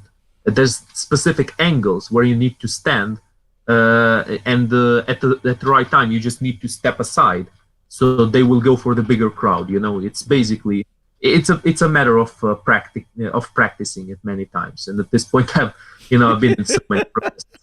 It's pretty easy at this point. You got the police shuffle. Yeah, exactly. But so I was standing with him in front of an ambulance, and we were just filming it, and I was talking to him about it. And suddenly, the chick in the ambulance presses the thing, and like right in front of us, because we were in front of the ambulance, like right on top of us. We learned in driving school that you cannot do that. You can't do it. You can't do that shit because, first of all, some people have conditions that they might react in a bad way.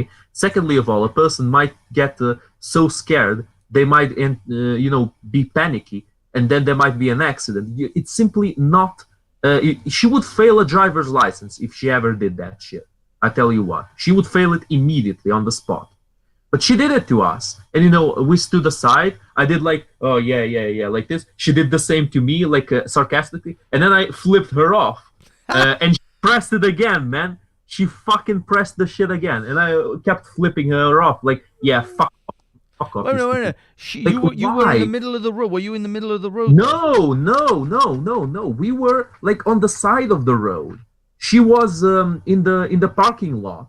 And we were, like, a few meters in front. So what are the choices she had? She could possibly, tell us to step aside. We would immediately step aside because she was just standing there for like a whole hour. There was no telling when she was going to move. And we only stood in front of the car for like less than 5 minutes, I think. We stood very, very shortly in front of the car. She could just lean out of the car and say, hey, guys, could you move away? We're moving. Or she could go behind with the car behind and then move forward because there was a lot of space behind. But no, she didn't do that.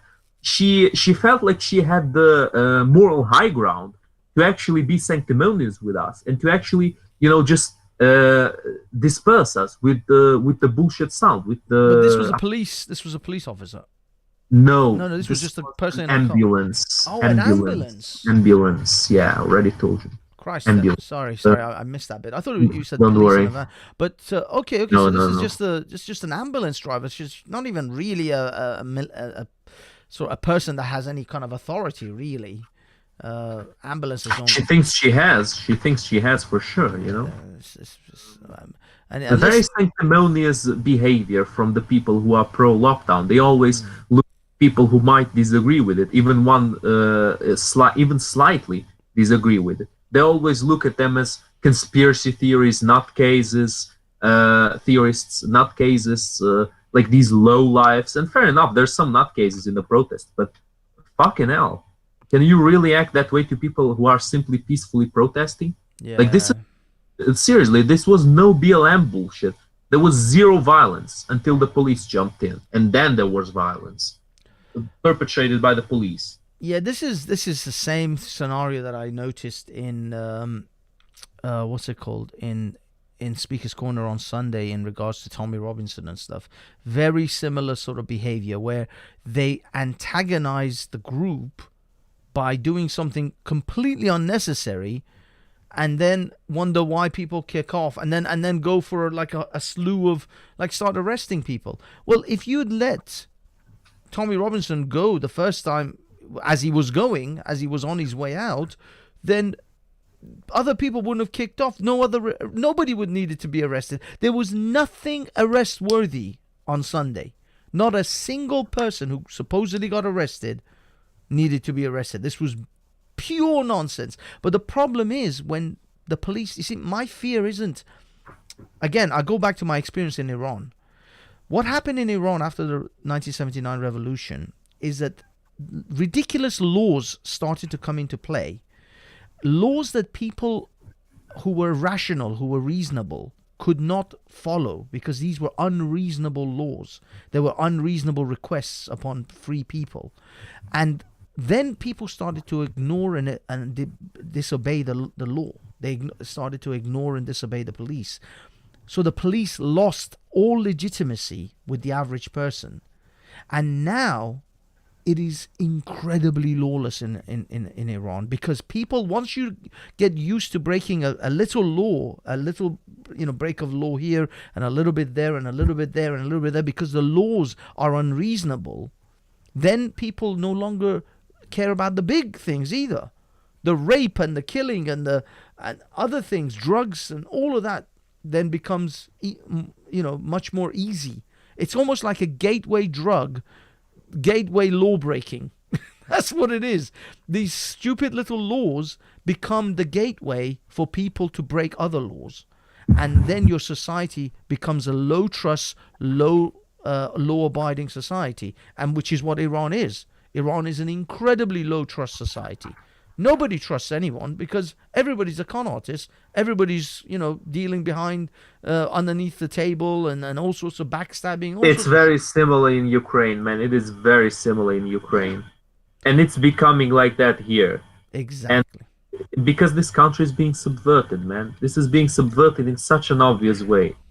And people are just not acting, man. Seriously here. Like, why is nobody saying anything? Why is nobody acting in any way?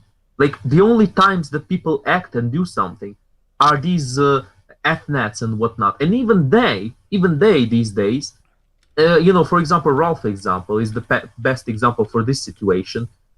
They just fucking lost their mind, man. They're no longer nationalists. They're no longer ethno-nationalists.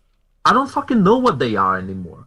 They don't stand for the people of this country. They don't stand for the culture. They don't stand for the conservative values. I don't know what they're standing for. They're just this insane, stupid idea of, yeah, we're gonna let shit go down. We're gonna side with the Muslims because we're gonna show the libs, the evil libs, how it is. Ha ha ha. We're gonna show them. We're gonna. Yeah, that's Like, are you fucking retarded? Are you really going that way? It's just so. it's not just that. I find the hubris of the fact that they think that when the shit hits the fan, when chaos emerges, they will be the ones who be able to control the chaos Exactly. and then Exactly. bring to front the policies and the government that they want. They think that they can actually then hijack the chaos and make it into whatever they want, because again, they think they're the ones who are going to survive the zombie apocalypse. They are the heroes of the story. So how can possibly anything go wrong? Whilst what they don't realize is when a country goes to chaos, it's incredibly unpredictable. It's highly volatile. And what I you tell you don't. what. I tell you what, Banks. I think there's two possible sides that might have the most to gain with chaos now. First of all, I mean, obviously, you know me, it's probably going to be China because China wants chaos in the countries that are against them. That's their whole point. They want to create chaos, they want to create destruction, so their influence spreads, and so they get tendrils in new countries, and they basically grow their sphere of influence. Yeah. That's how they roll. And the second entity are the multinational companies, because a multinational company doesn't fall when a country falls, because as the name implies, it's multinational. Yeah, yeah. If branches in one country get looted, it's not it's like it's bad for them, obviously, but it's not catastrophic. And they, most importantly than everything, they still have power to, during the chaos, come there and say, okay, you want the chaos to stop? Trust us, give us more power, give us more influence, legalize us, like make us legit the rulers of this place, and that's it. We're gonna stop the Yeah. chaos. It's gonna be nice. It's not And even. that's They don't even have to do that. Most of these multinationals, they just have to wait till the dust settles, see whoever becomes the eventual dictator or ruler or whatever, whichever side takes charge, and they'll just go make deals with them. And they'll start, okay, now you got this. Do you want help? Do you want finances? What do you need? What infrastructure do you want us to rebuild? Because most of the time when a country goes to shit, the infrastructure falls apart. Buildings get burnt. Bridges get burnt down.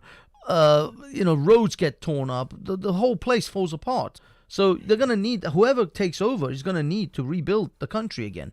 They need to rebuild the roads and the bridges and all the other shit that fell apart and burnt down, and all that stuff needs to be rebuilt.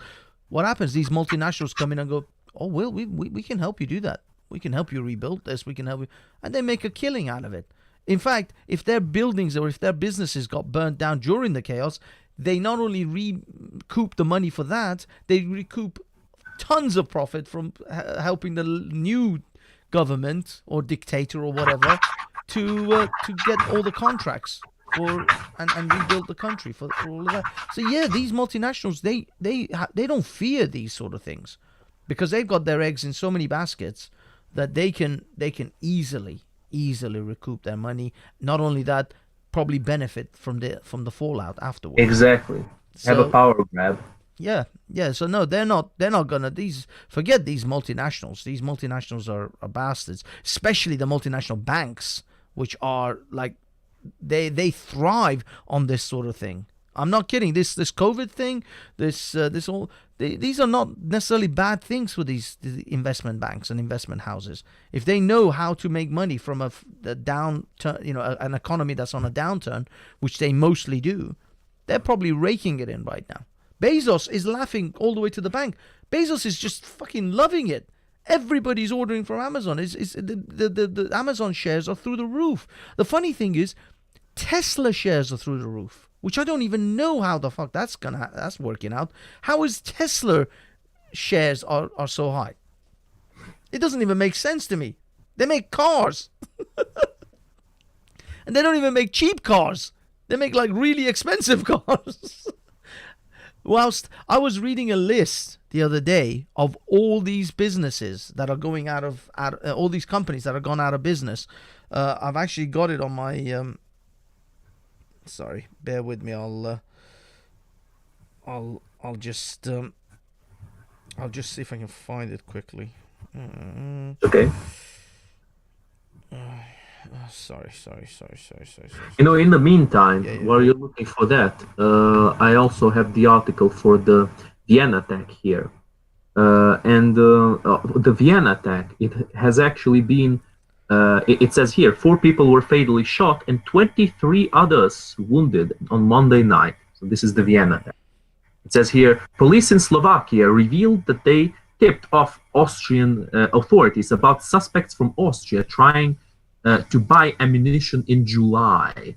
Reports suggest the trip to buy bullets failed as the gunman had no license. So it has also emerged he was released early from a jail sentence last December for trying to join jihadists in Syria. According to German media, same old. German media, the 20-year-old who was shot dead by police 9 minutes after the attack began, traveled to neighborhood Slovakia to buy ammunition for a Kalashnikov K-47 assault rifle, but returned empty-handed. Slovak police said they had informed their Austrian colleagues immediately, adding they would not comment further. Asked about the revelations Wednesday, Austrian Interior Minister Karl Nehammer,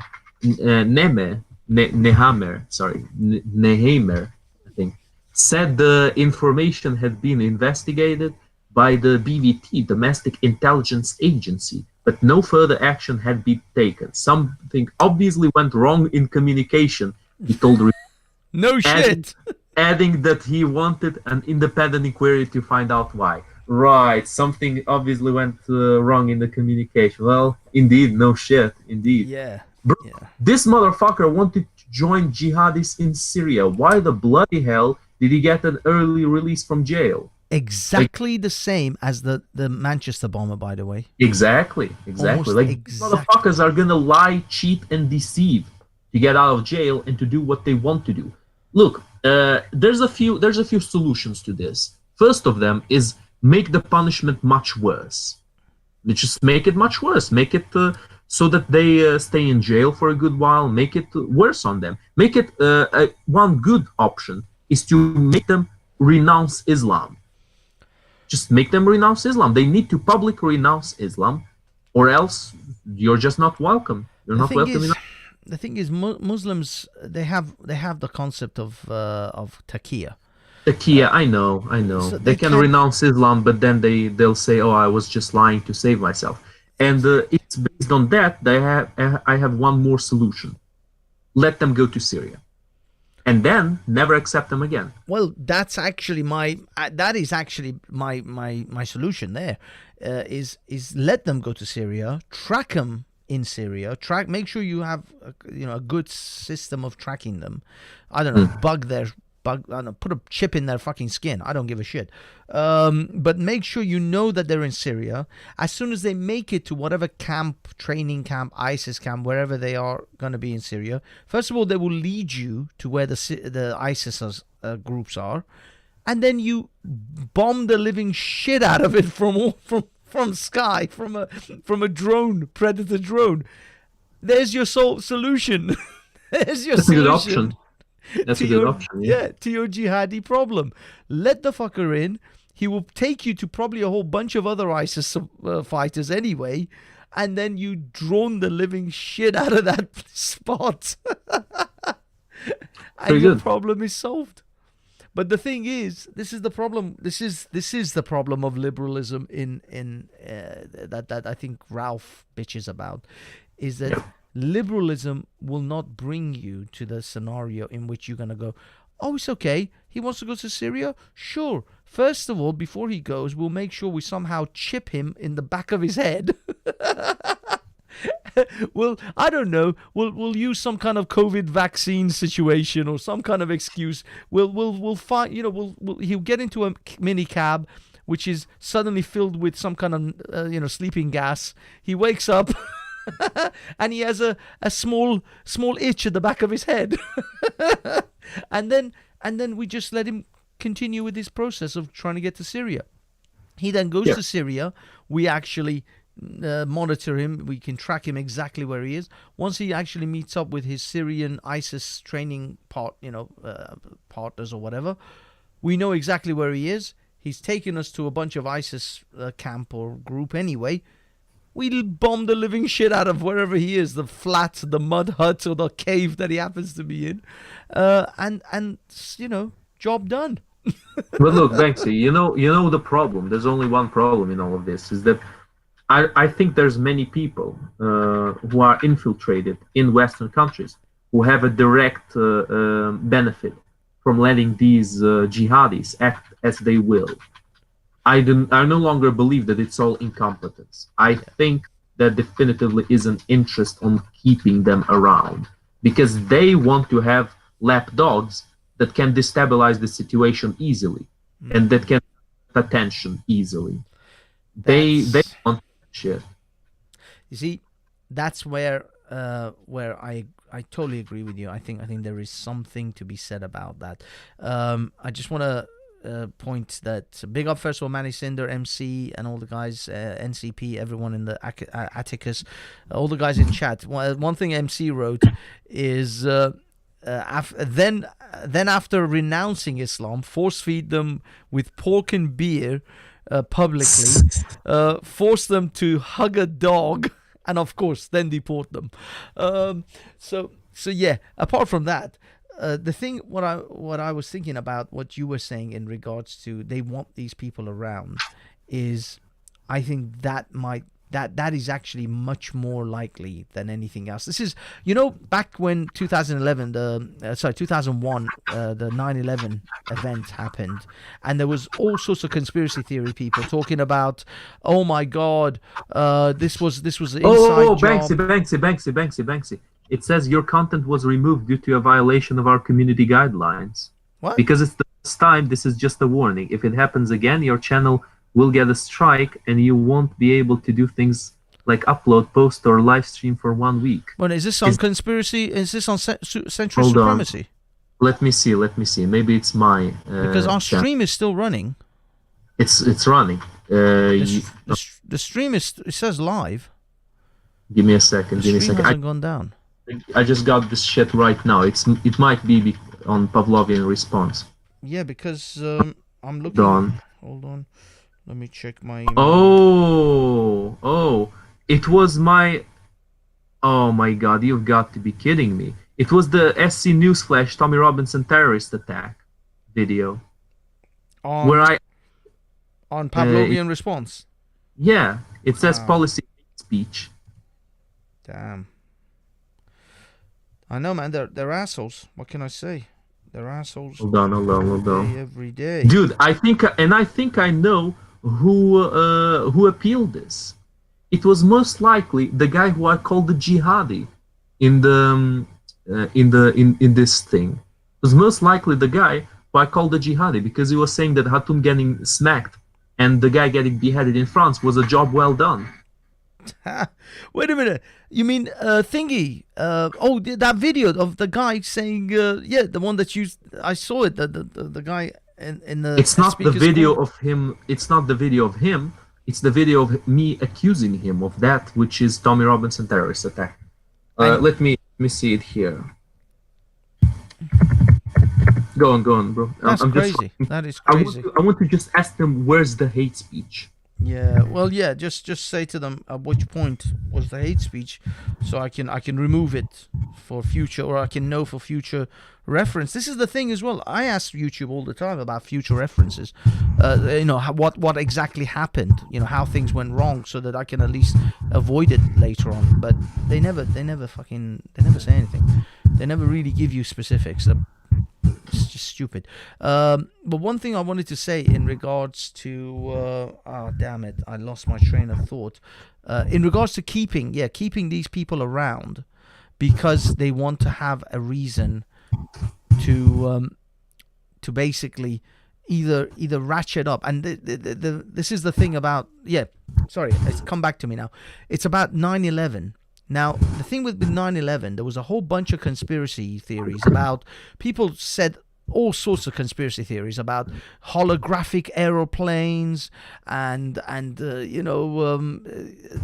were I don't know, freaking remote control aeroplanes, crazy shit all over the place. That came out about the reason why 9/11 happened, and the buildings, of course, all having they're having bombs set inside them already with thermite, and so when the thermite was ignited, that's how the buildings collapsed, and how buildings don't collapse like that, and all sorts of things like that. I mean, there was a whole slew of conspiracy theories about 9/11, and there probably is still to this day.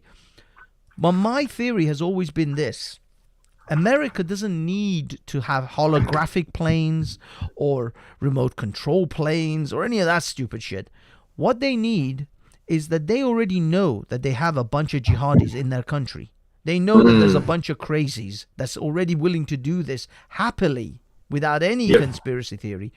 All they have to do is lower the security and let them do what they want to do anyway. And that's it. And just open the doors effectively for them. And that's all I suspect that they had to do with when it comes to 9/11 is they know that it's like you have a mad dog that if you let off the chain, he's going to bite everyone. All you have to do is just weaken the chain a little bit, so once the mad dog rattles itself a little bit, the chain comes loose, and bam, the dog is off. And it's killing everything. So that's it. Yep. That's all they need to do. It is actually the cheapest. Exactly. So now it's 9:47, 6/11/2020. It's funny that it's good that this happened exactly during the stream, because I can actually bitch about this a little bit right now. You can bitch about it live. Yeah, I can bitch about it live indeed. I thought actually when you said that the content has been removed was this stream, and it was probably because it was the stream. I thought it was the stream because I was watching the stream itself on a separated window, and hold on, you'll be able to view this video after 7 days from when it was removed. This period allows you to review the content and decide whether you wish to submit an appeal. Yeah, I want to. I already submitted an appeal. I want to know what. Don't delete it, by the way. Don't delete, because if you delete the video once you've submitted an appeal, it automatically counts as a strike. Yeah, and No way, man. No way. I'm not deleting the fucking video. No, just leave it until the appeal is heard. Look, Banksy, there's absolutely nothing that I said in this video that would count as hate speech. Nothing. Like me calling a guy who thinks that a beheading for insulting Muhammad is a jihadi. Is that the hate speech we're talking about here? Well, I think obviously there's Muslims who flagged it. Now, the initial thing that happens is the robots, because these are all robots, these are not human beings. The robots, if they get enough flag of hate speech, they'll just take the video down. Now, hopefully, this appeal will then show now, to be honest with you, they say there's a real person who actually looks at the appeals. I'll be honest, I'm not 100% certain of that. I think there's still robots that deal with it. Maybe a slightly more sophisticated algorithm scans over the video again and then gives you an appeal judgment. But I don't really think that real human beings are looking at these videos, because you got to realize how many millions of videos and appeals are going out to YouTube. I seriously don't think they have enough manpower.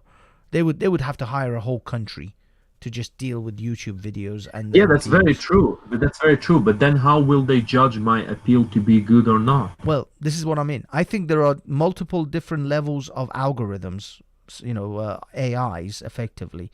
One of them is a more generic AI that just takes the video down if it receives an X number of flags.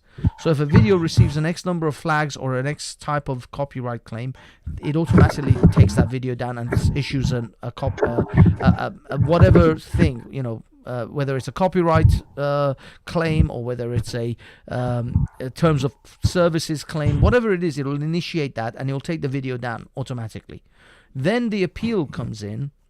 So if you then appeal it, then another algorithm goes over a more sophisticated one, a more nuanced algorithm, runs over the video again to detect that is your appeal valid or is the original terms of service is still being violated. And potentially that one will then make a decision and say, no, this video does not violate the terms of service, and declare the flagging to be false flagging. And that's what I think is it. I suspect, again, these are my guesses. These are my own conspiracy theories about YouTube.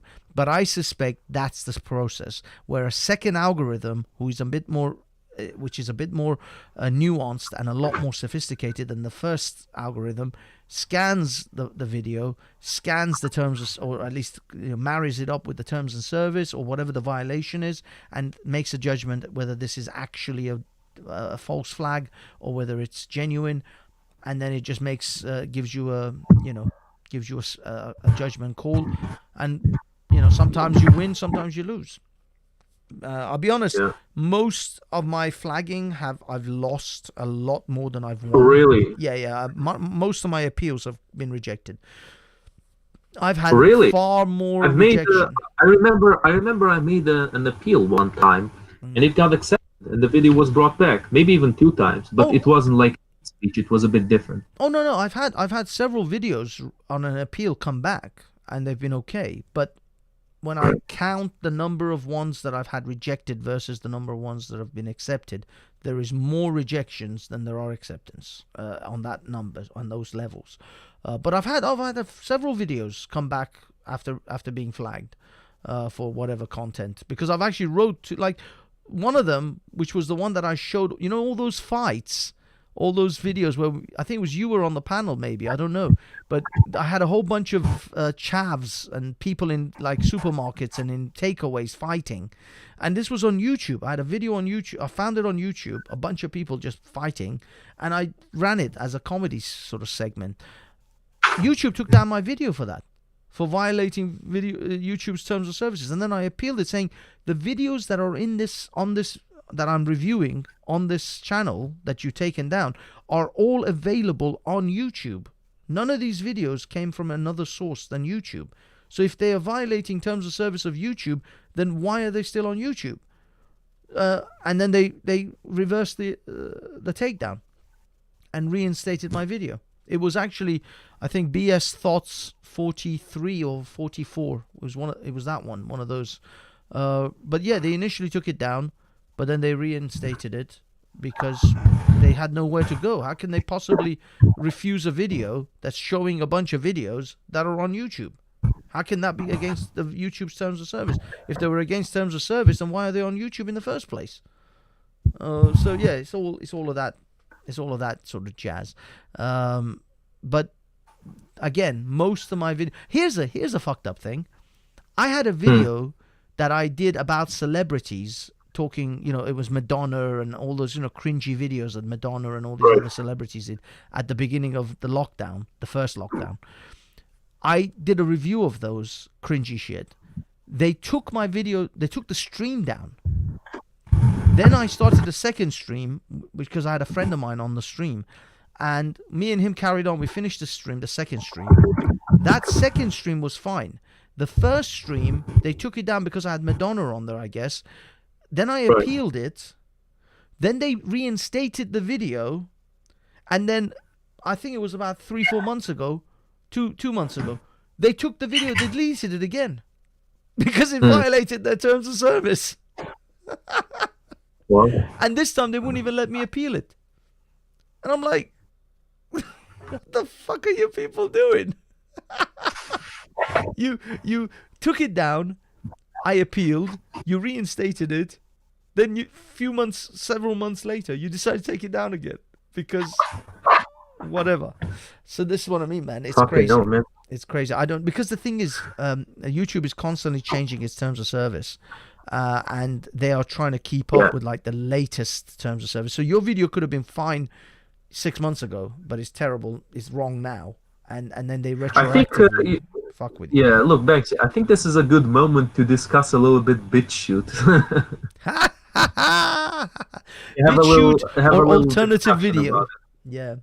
I mean, the thing with BitChute is, I'll be honest, I've been trying to upload a video onto BitChute. I tried it 5 times, and it just would not upload. I know! Same shit. I tried to upload a fucking video, it just would not upload, man. And then I only tried twice, but then I just gave up because I thought I was doing something wrong. But dude, I didn't even just give up. I not only tried about 4 or 5 times at least, which did not work. Then I took the video, because the video initially I downloaded it from YouTube. It was an MP4 that I downloaded from YouTube, and I tried to upload it onto BitChute because I thought that video is going to be taken off YouTube. I was worried. It wasn't my video, it was someone else's video.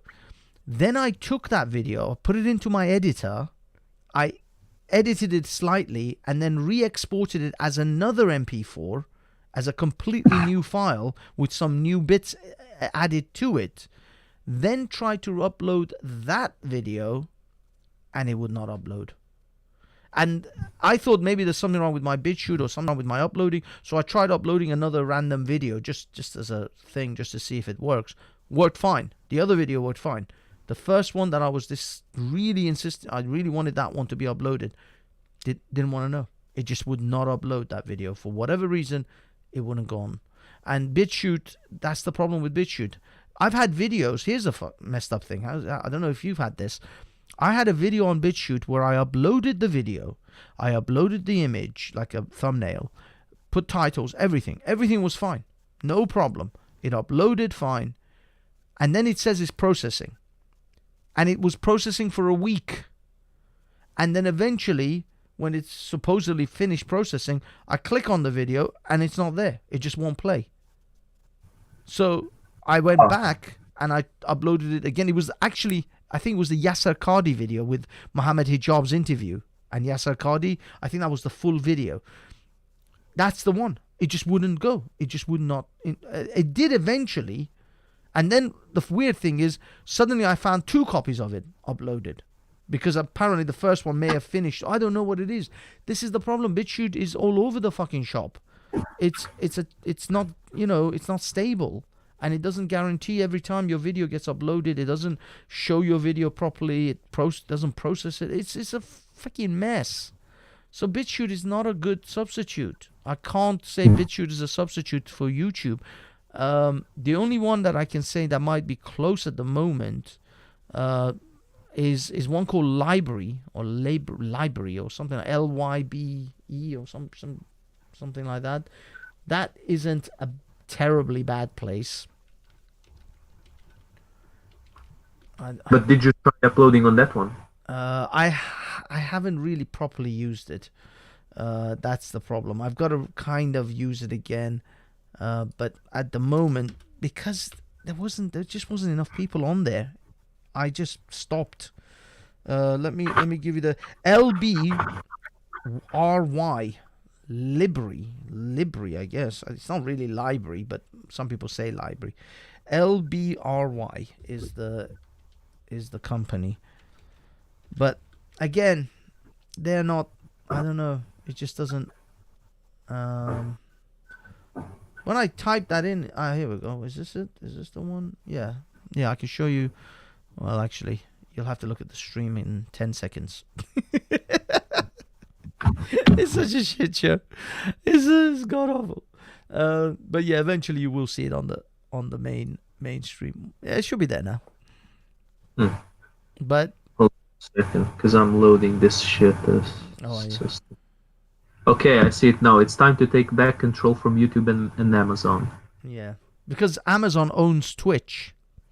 So if you're on Right. Amazon, you're technically on. If you're on Twitch, you're technically on an Amazon product. Mm-hmm. And obviously, YouTube is owned by Google, and also Facebook and Instagram are the same company. Twitter and Periscope are the same company, so you've got that issue. The other one that is not a bad site, but it's not great, is DLive. It's again one of those. The problem with DLive is that DLive doesn't. What's it called? Oh shit! Let me mute this stupid girl. DLive, it's okay for streaming, live streaming. It's fine. It's perfect for that. It's just not particularly great because it doesn't hold your videos for very long. It only holds them for 3 days. And then you have to either download your video or it'll be deleted. So whatever you do is only good for 3 days. It's really only good for live streaming. It's like Twitch. That's why there's a gamer girl right now. Gaming away. It's again, it's more of a Twitch thing. But a lot of the right wing, a lot of Mark Collette and that type of people are on DLive now. They broadcast on DLive regularly. PewDiePie's on DLive. Because Twitch doesn't let them, right? Well, yeah, they wouldn't be able to get far on Twitch. YouTube is obviously extremely censorious, so DLive is the only option for them right now. It's the only game in town for the extreme right. DLive, you say?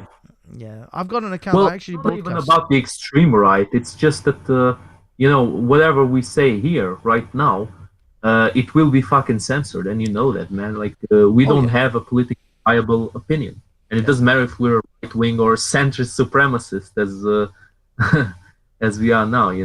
It just matters politically viable for them. Exactly.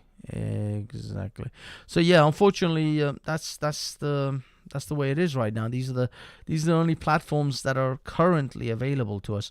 Hopefully, there'll be some better ones in the future or some other solution. But right now, these are the only game in town.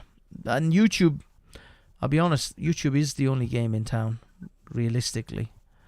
Because of the finances, because of the storage capacity, because of everything that Google has. Google really has the dominant market in there, in live, in sort of online video. Of course, there's thingy as well. There's what's the other one called? Damn it, Vimeo. You know about Vimeo, right? Vimeo? No, I never heard about that one. You don't know about Vimeo? No. Oh, Vimeo is another video site. Is it? Yeah. Except this thing is not the same, right? This Vimeo. Never heard of it before. Is a yeah. They're another video. There we go. Oh, but it's fucking paid, man. It's not free. Oh no. You can no not ignore that. That was the price plan. You can join for free. Okay. You can open an account for free. Can you upload for free? I think so. I think you can, but they have limitations to what you can do for a free account versus a paid account. So I already don't like it, man. These guys sound to me like they're gonna be censorious too. Oh, they are. They're terribly censorious. They're God, sometimes worse than YouTube. Oh God. Okay, that's out of question, man. I'm not going to places where there's fucking full censorship. Oh yeah. No. These guys are full. What do you call it? Antifa. No. No. This is 100% pointless, bro. This is pointless. Vimeo is pointless. Let's not even consider it. Don't even show it anymore. I don't want to give these motherfuckers any kind of people who might join them in the future. Like change to some other screen, bro. But yeah, look. What are the platforms that don't censor? So BitChute, I guess, it's out of question because it's broken. BitChute, yeah. Because it's broken. What are the other ones? You said there was the DLive. DLive is really the only game because Twitch is owned by Amazon. Sorry, YouTube yeah. is owned by Google. DLive, I don't think it's owned by either one. Oh, wait a minute. There was a site. Let me see if I can bring it up. This company, these guys were actually in Speaker's Corner, running around, interviewing people, and I got interviewed by them as well. Let me see if I can find them. This is another company which is coming about. They're trying to kind of make their place known. Admittedly, I'm advertising. I'm advertising. I'm not getting a penny for this stuff. This is a company that's come about recently, Brand New Tube. Now, they don't have Brand New Tube. Yeah, actually, they have a live streaming service as well, by the looks of it. It seems to be a few people live streaming for them as well. Really? Sounds like a good option. This one is virtually, as far as I know, no censorship. In fact, they put people like David Icke. Look at that. They love David Icke. All over that. They put David Icke all day, every day. They are huge on the conspiracy theory people. So David Icke, Alex Jones, all that jazz. They love all. I mean, look, I don't agree with them, but at the same time, if they let them in, if they did let these extreme opinions in, then they will definitely let us in. Oh God, yeah. Oh yeah, we'll easily be. We can upload and we can stream on this. That easy. It's just. Bro, I like this. I like how this looks. It looks almost exactly like YouTube, and it says brand new. It's brand new tube. Maybe we should make an account here in this. I actually think I have a Banksy style account, but yeah, we should. Do you? Centrist Supremacy. We can exactly. I can create make actually. We can put the most extreme stuff here. And Piers Corbyn. Huh? Piers Corbyn is on here. Is he? Oh, yeah, but he's a normie compared to David Icke and Alex Jones. He's basically normie style. You know what I mean? But yeah, look, this is very nice. This is definitively a good website for. I mean, if it's famous, if there's people in here, if there's lots of people in here. If there aren't, they are growing, and this is the thing. I think actually, if this does have a future, it's really advisable to. I mean, what I could do is I could find out what we could do is we could restream, because the game in town nowadays is restream. If I can find how to restream on this, I would rather restream on this than Twitch, because Twitch I get literally sometimes I get 0 views when I stream. Bro, Banksy, forget about the censored ones. The censored ones will not let us prosper, even if they don't ban us. They will simply smother us. They will not let us say shit. Exactly. So that's the problem. Just forget about them. It's not even. What we could do is we could actually restream on YouTube and on this simultaneously. So because right now from my Banksy style live, I restream on YouTube, Twitter, Twitch, and DLive. I'm thinking I'm gonna drop Twitch for sure, and possibly even Twitter. Or Periscope, which is the Twitter live stream. I don't know. I might keep that one because I do get a few viewers on that. But possibly either Twitch or DLive, and replace it with this. And on the Centrist Supremacy, we could restream on this account and on brand new YouTube. Or brand new Tube and YouTube simultaneously. We just stream simultaneously on both of them. This is for our live streaming. And then we could also upload videos. Any video you upload on YouTube, you can just upload it here. And especially the saucy ones, we could upload a little clip of it on YouTube saying that if you want to see the whole thing uncensored, go on to brand new Tube. And we can just do it that way. This is how people are doing it right now. People are like uploading on both. And I think we would have a better chance of growth on brand new Tube than YouTube, because we don't have to worry about censorship. We can put the proper saucy stuff, like really just. It's funny, man. It's funny that we're having this conversation on the stream for everybody to check out the plan for the future. Exactly. Well, I mean, if anyone's watching, if anyone cares, then they can follow us Yeah, on brand YouTube. But I would say for exactly. anyone who's interested in generally worried about their videos being completely removed from the internet, if you know, it might be better. You might actually be better off with brand YouTube than you would be with BitChute, because I think they're. I mean, we have to test it out. I have to say this is an untested place that I haven't fully tested, but I did do an interview with them at Speaker's Corner. I can't find it on this at the moment. I can't find it on their channel. I can't find it Yeah. on the site. But I did. They were going around Speaker's Corner, interviewing different people at Speaker's Corner for the channel to have content. You know what I mean? To grow the content for But the. wait, who For who the channel. exactly again? Who was that? It was these guys who worked for Brand New Tube. So The they brand YouTube, or are they one of the channels? no. They were actually, I think they were working for Brand New Tube, but they wanted content for the Really? site. They were in Speaker's Corner. Yeah. Fuck, when? It's on one of my live streams actually, a few weeks back. Shit, man. We need to come in contact with them if it's possible. Yeah, it was. I'm not sure how far back. It was. If you go to Banksy Style at Speaker's Corner 2 months ago, it was because I Bro, also Banksy, that's yeah, look, this is a big deal, I think, because in a world with more and more censorship, any kind of free speech you can get becomes as valuable as gold. exactly. This is a very good opportunity, I would say. Well, yeah, I mean, I Because, saw these guys. I thought it might be worth having a chat with them anyway. So I yeah, did. yeah, yeah, I definitively, actually had a little convo with them. Now, definitively. let me see if I can find it. Look, I'm actually Banksy, because we don't make any kind of normie content. content. We won't be able to prosper then. We make this edgy content. We make content that's not doesn't sound nice, might not sound nice. Like we Exactly. delve into that kind of stuff. We're never gonna prosper in a normie content. Yeah, I mean, unless we go and buy a fucking puppy and record that Yeah, bastard all or day become every a day. gaming channel or something. Oh yeah, or start playing games. Problem is, Yeah. even when I play games, I swear so much that that's not going to be good enough for. Bro, if my computer was better, I would do gaming, but I can't because my laptop is so shit. Well, you can just do games like what's it called? What's that company? What's that game? Fortnite. Fortnite would run on your laptop. Uh,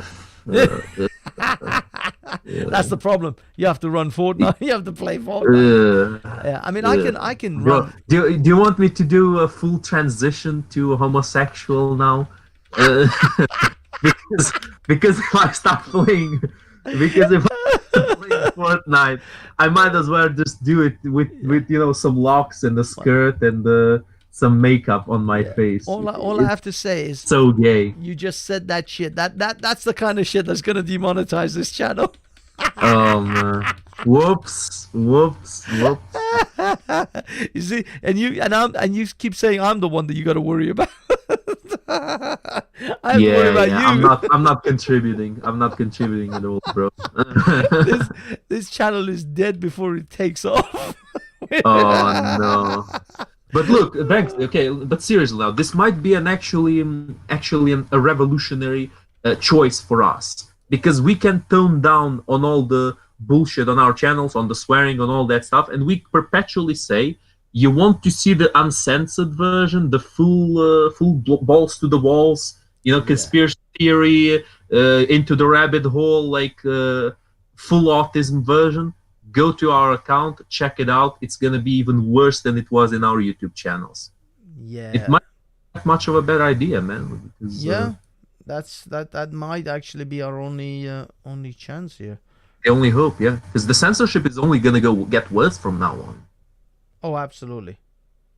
Guaranteed.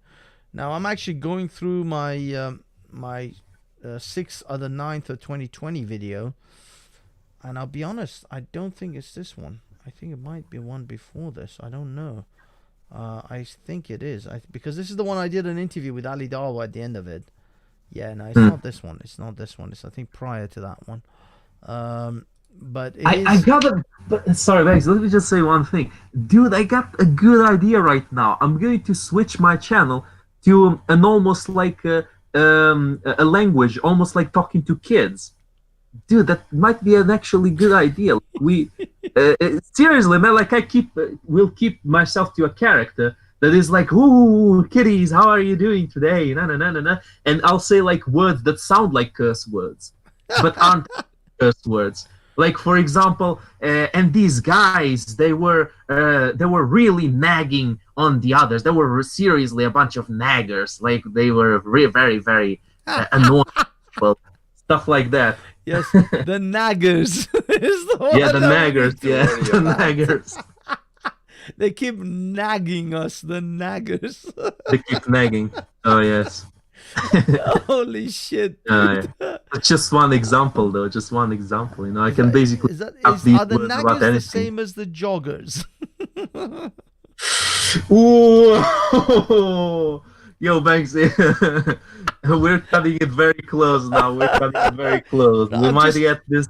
I'm just trying to Yeah. ascertain, is that what you were talking about? Or were you talking about someone who's actually like someone who nags you constantly? I mean, obviously, naggers is somebody who nags you, but it sounds like something else. I remember a Yeah. South Park joke. Like it was a guy, and he had all the words except A after the N, and Yeah, it yeah. was somebody that deeply annoys you. Yes, I know. And he was like, It was on thingy. It was like the Wheel of Fortune game that he was playing, and he dude, had all the holy shit. letters. It was fucking genius. It was fucking genius. But that might be the only way, man. That might be the only way to cleverly go around that shit. Yeah, I'm That's not. the best we can. I'm not too worried about having to say the word nagger too often. I'm not really worried about that one. I'm actually more interested about the subject matter. You see, the thing with YouTube censorship, it's not that they're just trying to censor you of saying words. Yeah, yeah, yeah. It's the subject matter they don't want you to Exactly. discuss, which is Exactly. even more gratuitous and much more stifling, because you can't even talk about a particular subject. It's not that you can't say a particular word or a particular thing. They don't even want you to even mention it. I mean, they were censoring people over anyone who wanted to, mention anything favorable about, for example, Trump during this election cycle. Yeah, They were yeah, gonna yeah. censor people. So this isn't about words. This is about a whole subject area. You have to effectively avoid an entire subject area because Trump Yep. doesn't want. The thing YouTube doesn't want you to even discuss it, which to me is out and out censorship. I mean, that's Chinese Iranian style censorship as far as I'm concerned. Yeah. So that's my worry. That's my worry. Otherwise, I couldn't care less if they say, "Oh, you can't say the F word or the B word." You can't say "see you next Tuesday." If you Yeah, can't yeah. say, all of these other things, I couldn't care less. I can easily avoid saying, "see you next Tuesday" every so often. But I do want to talk about particular subjects, and if I can't do that, then that's when I'm in the shooter, in the Yeah. pooper, in the Schussenkagen. I don't know what the fuck. I don't even know. In the Poopenschluten. Me and my brother, we used to make up things that sounded German. Oh my Not god. actual German, but things that sounded German. But they were actually English words.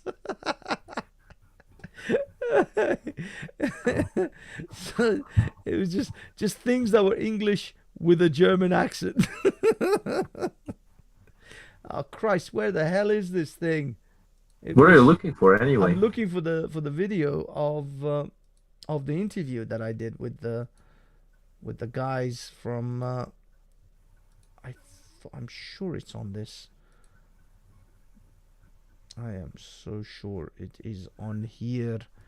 I have it in the Poopenschluten. In the yeah. I gotta go more into it. I think I'm just being distracted, dude. Listen, it's 10 o'clock. It's 18 minutes past 10. Let's call this a day. Let's call it a day. Yeah, but we're- we got a good idea though. We got a good Yeah. way from now on. Yeah.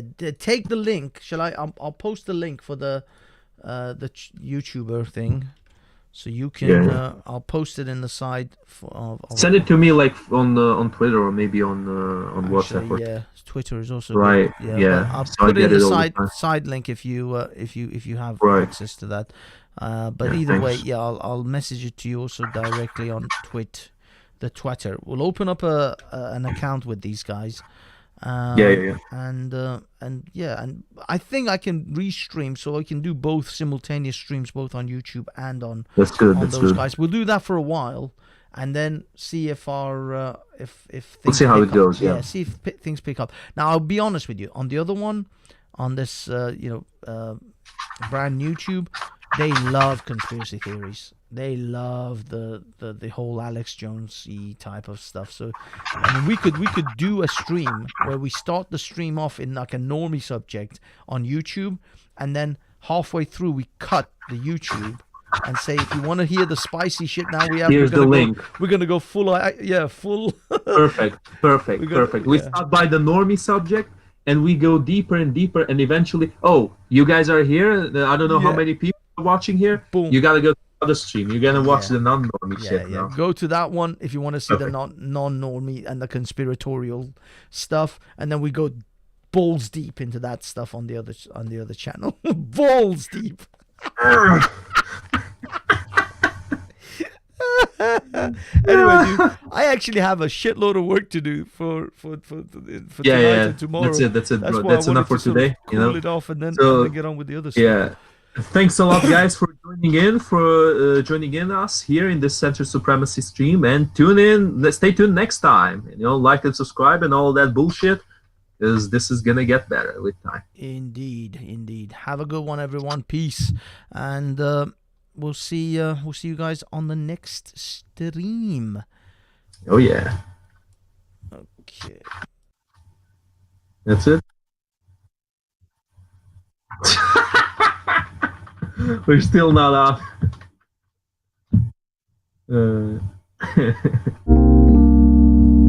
Oh god. We still in or what? Yo.